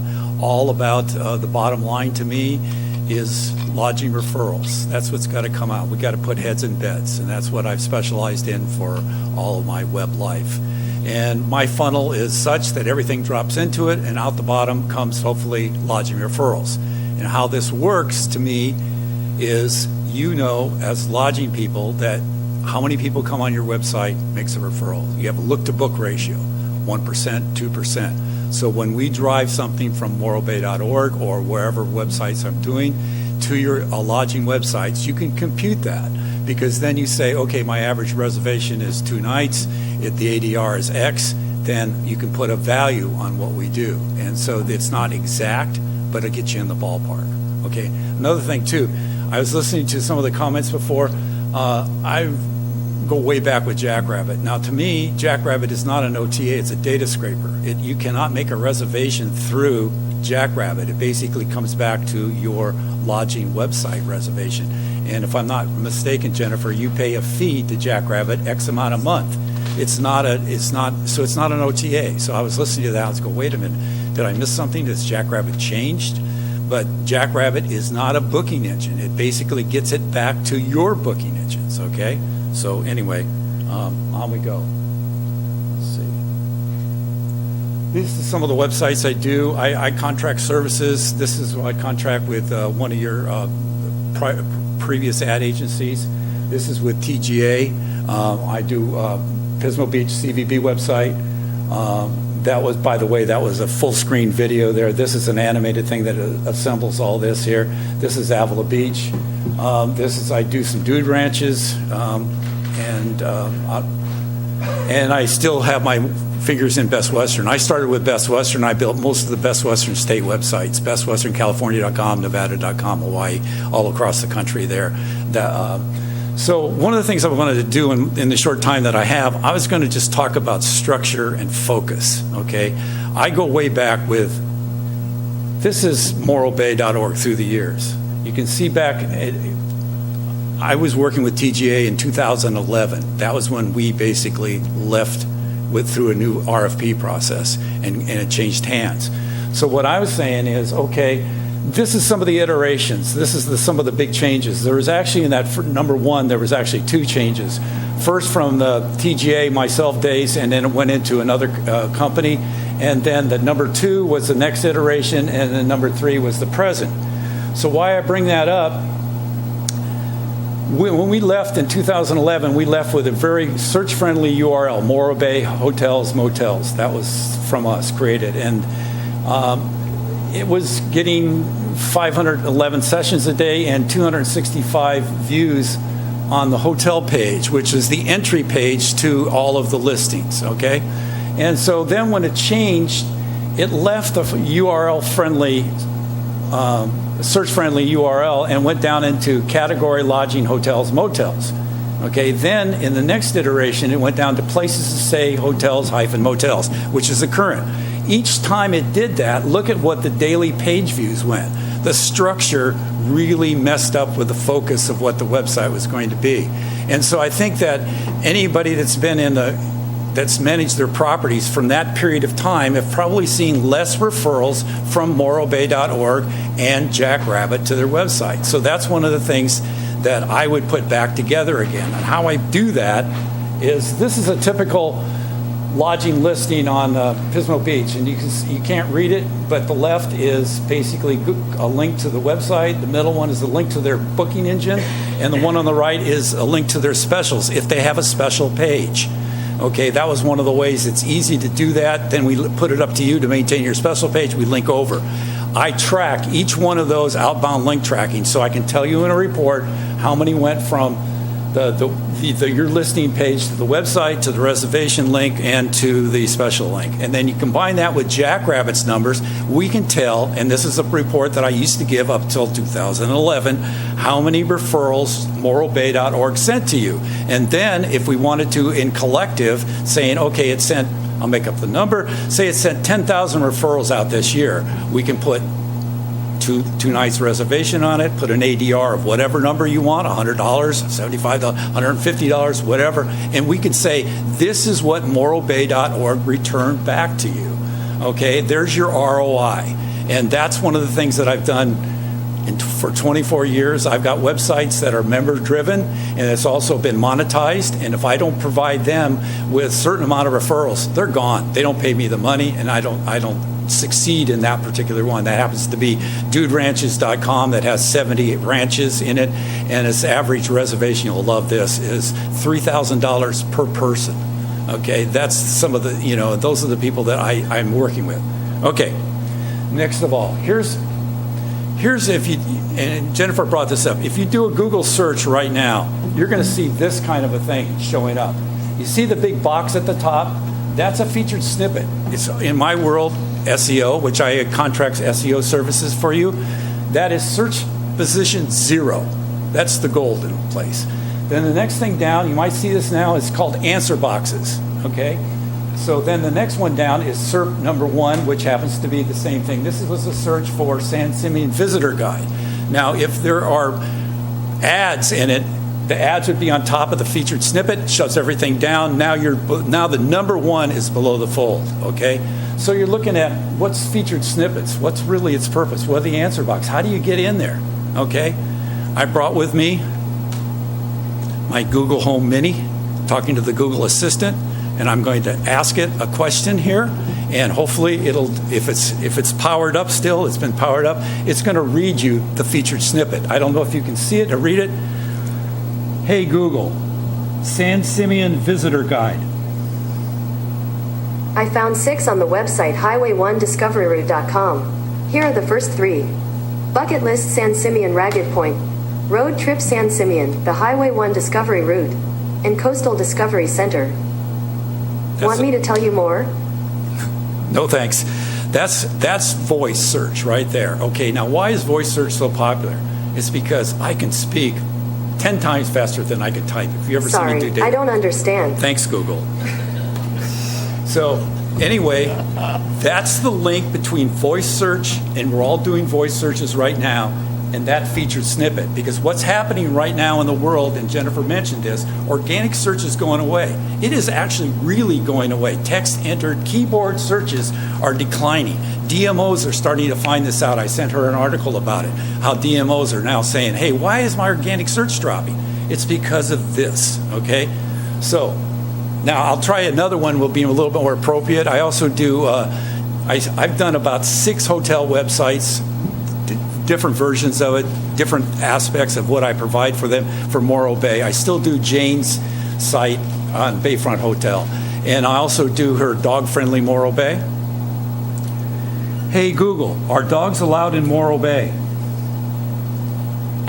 On the website dogfriendlymorrobay.com, they say, most beaches in Morro Bay allow your dog on leash.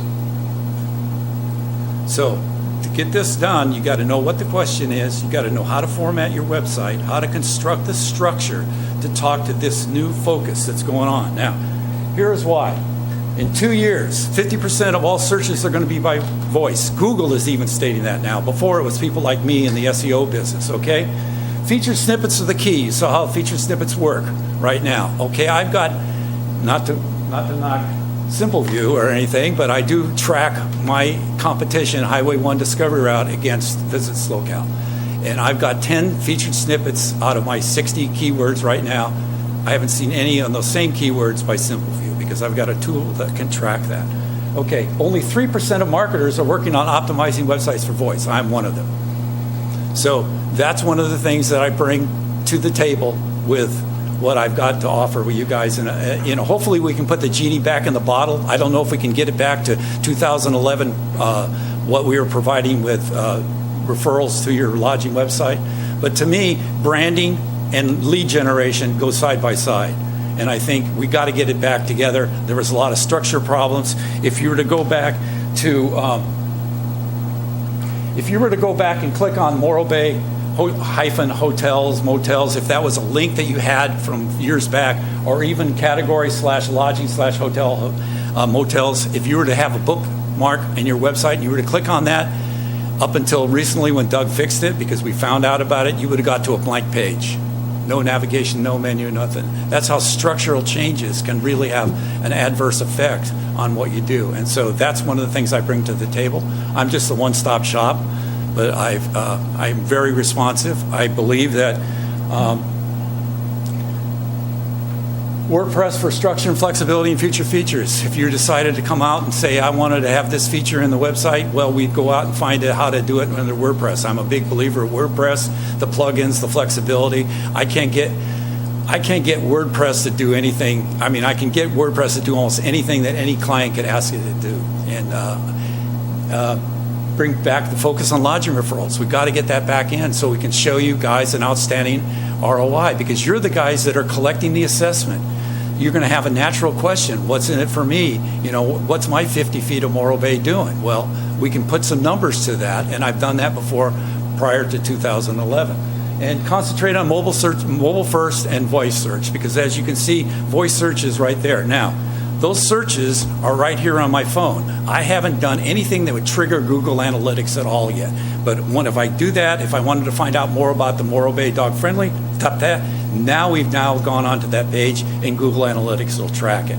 Okay, in my world, there's speculation right now that Google Search Console is going to add voice tracking. And as soon as that does that, it's going to break loose. That everything I've just showed you right now is going to be the Wild West stampede to get featured snippets in there.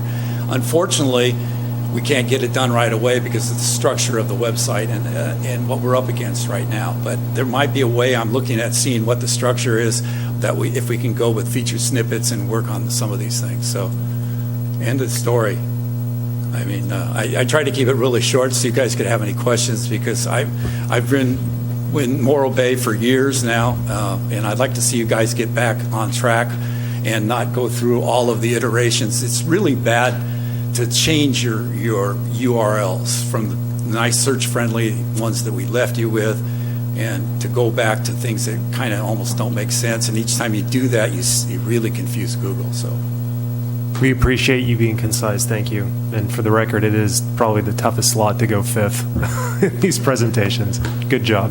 Do we have any questions? Good. Maggie? Too late, I guess. No questions. Taylor? Jennifer? No, I'm just very thankful that he's been doing our SEO. It's made a big difference for us getting all that organized. Thank you very much. Okay. So the question for the board is one of two things. You can either task me to, if you want to pick two that you liked, I can start working with the two of them and come back with proposals and tightened estimates of what they're going to do. Or you can task me to put together a subcommittee and go that route, which obviously will take longer. My choice would be the first, obviously, but I'm curious to see what all of you think as well. I would choose to go with the most efficient, quickest thing. I feel like our number one problem is time, and you're our time, so whatever's fastest and best for you is what we should go with. I think we waste a ton of time, so I know what I want. Preference of presenters that you like, Taylor? Well, personally, if I were to choose for my own business, I would go with Simple View. I thought he just was killing it up there. But I think that for this board and for Morro Bay, I think the best vote would be Verdun.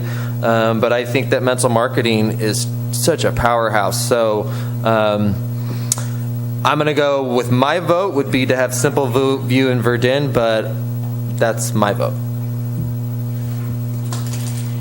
So my opinion on whether or not to go is different. I just think there's, I've spent a good part of my life selecting websites. It was my career, or working on websites and stuff. So there's just, you can, and no offense to all you marketers out there, but you can get up and tell a great story. I don't know what you've requested in the proposals, the more detailed proposals from them, but to me, the first thing you do is you set forth your requirements and your priorities of those requirements, and then you measure them against it.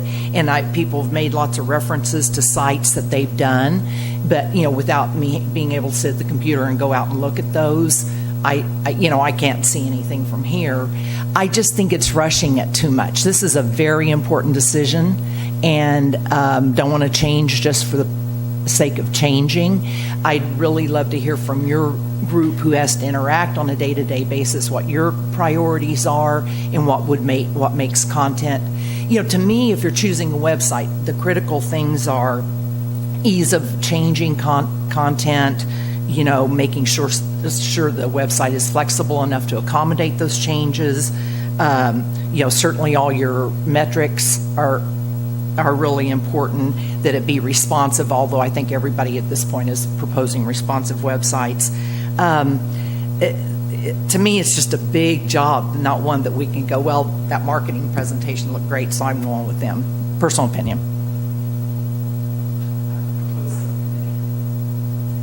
If we did do a committee, Maggie, any thoughts on who would sit on that committee? Besides the three people that aren't here? I would certainly be willing to sit on it because it's something I'm interested in, but I think it'd be very important to have people from Jennifer's staff who have to work with it every day.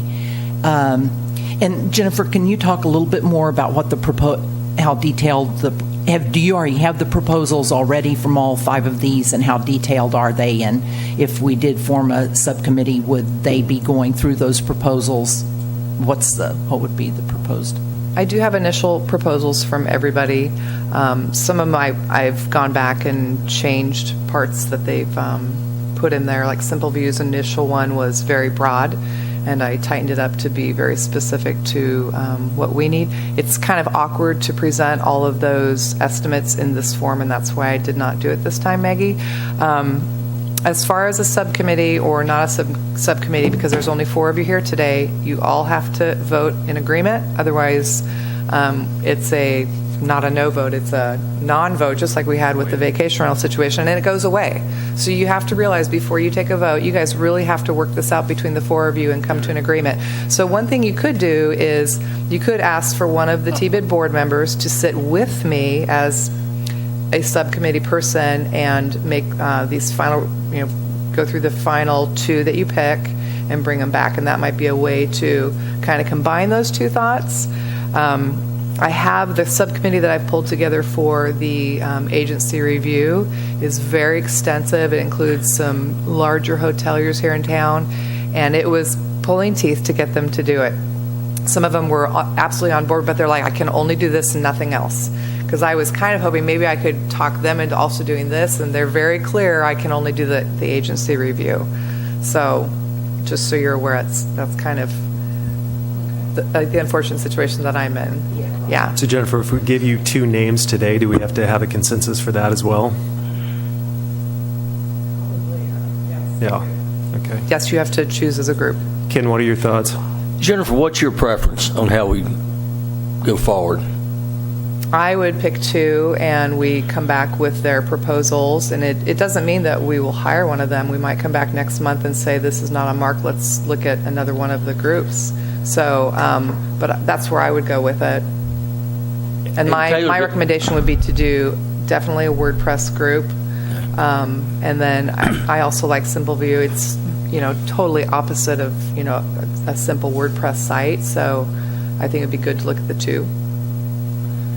Taylor, did I understand you earlier that we're probably on the same page here and that Jennifer would take the lead on this instead of... I feel like once we move to this model of TBID board from the previous model, our focus should always be Jennifer. That was why we moved to this model. Exactly. And I feel like Verdin is the local strength. I like them not having everything with mental marketing, even though that does have efficiency. And I felt as far as us being cutting edge, Simple View needed to be there in the what we're looking at. So again, my two choices would be Verdin and Simple View. I agree with Taylor. So I think it's balls in your court. I think all five did a great job, and there's attributes. And to be honest, I've got a marketing degree from Cal Poly, and half the things they said I went over my head. But I really like Verdin, if I'm pronouncing that correctly. I like the energy. I like that they're here from San Luis Obispo, the county, and fresh ideas. And I think, I've had conversations, that's what I think Morro Bay needs, getting new events, new blood in here. I think they could do a good job. Obviously, Simple View is qualified. They're all qualified, so I would support those two. Maggie, would you want to sit with me and be I'm fine my with TBID going. representative? Clearly, I don't want to hold these? things up, and it's true. I know. It's very Can I make a motion? expedient. Yes. And so I'm fine if we do choose number one, if we do decide to narrow it down to two today, and yes, I could work with you on that. Time allowing. I make a motion that we select Verdin and Simple View to review at your discrepancy, Jennifer, and if it doesn't work out, we can come back to any of the other five. I would second that. Any further discussion? All in favor? Aye. Aye. Okay. Thank you. Okay, declaration of future items. I had a declaration of future item, and it might not be a future item. It was more like I didn't want to do the legwork myself, and I was trying to kick it to city staff. I had a constituent speak to me at the gym, and you know how much I love being spoken to at the gym. It's just so awesome. But they said something about a city council meeting in April. There's 4 meetings for me to review through on the web access in April, and it was something about a change in funds being reappropriated to like a different account. The words were work plan. I'm just kind of lost on it, and I would like some help with this. I felt like what they were telling me was that it was not legal for them to take money from one spot that is supposed to be for marketing and move it to another spot, and basically that's what the city council person was proposing, and I would hate for that to happen. So maybe someone could just help me with that. What am I talking about? What were they talking about? I was half naked at the time. So again, like, it's not my favorite place to talk. Just give me some help on this. I'll see what I can do, Taylor. Thanks, Jennifer. I have a question or maybe a topic for a future meeting, but can we get clarity? I know we spoke a little bit about what's the next step, probably to Scott, in terms of the VR RV discussion. Yeah. So there was it kind of fell into the void because there was no continuance of the item. So there's not a lot of guidance in these kind of scenarios. I don't know how strongly staff can make a recommendation without having the backing of the T-bid on something that important. I think City Council is going to be doing a retreat next Friday from 12 to 2 in the community center to talk about the work plan for this year. And looking back at the goals that were set up in 2017, vacation rental, just the general policy was one of the big ones identified. We didn't get a lot of work done on that. There's a moratorium in place. There's expectation that something would come back, but council needs to look at all of those objectives that they still have outstanding and make a decision about what to move forward for this year. I assume that'll be a big part of the discussion. That's about all I can tell you at this point. I think it would be prudent for council to look at that bigger policy area before jumping into the kind of the T-bid assessment piece. Thank you. So we should wait for input from the council or yourself before we make another agenda item to discuss it further? I would recommend that. Okay, thank you. Anything further? Well, thank you everyone for your patience. That was a long meeting, and we adjourn. Thank you. Good job.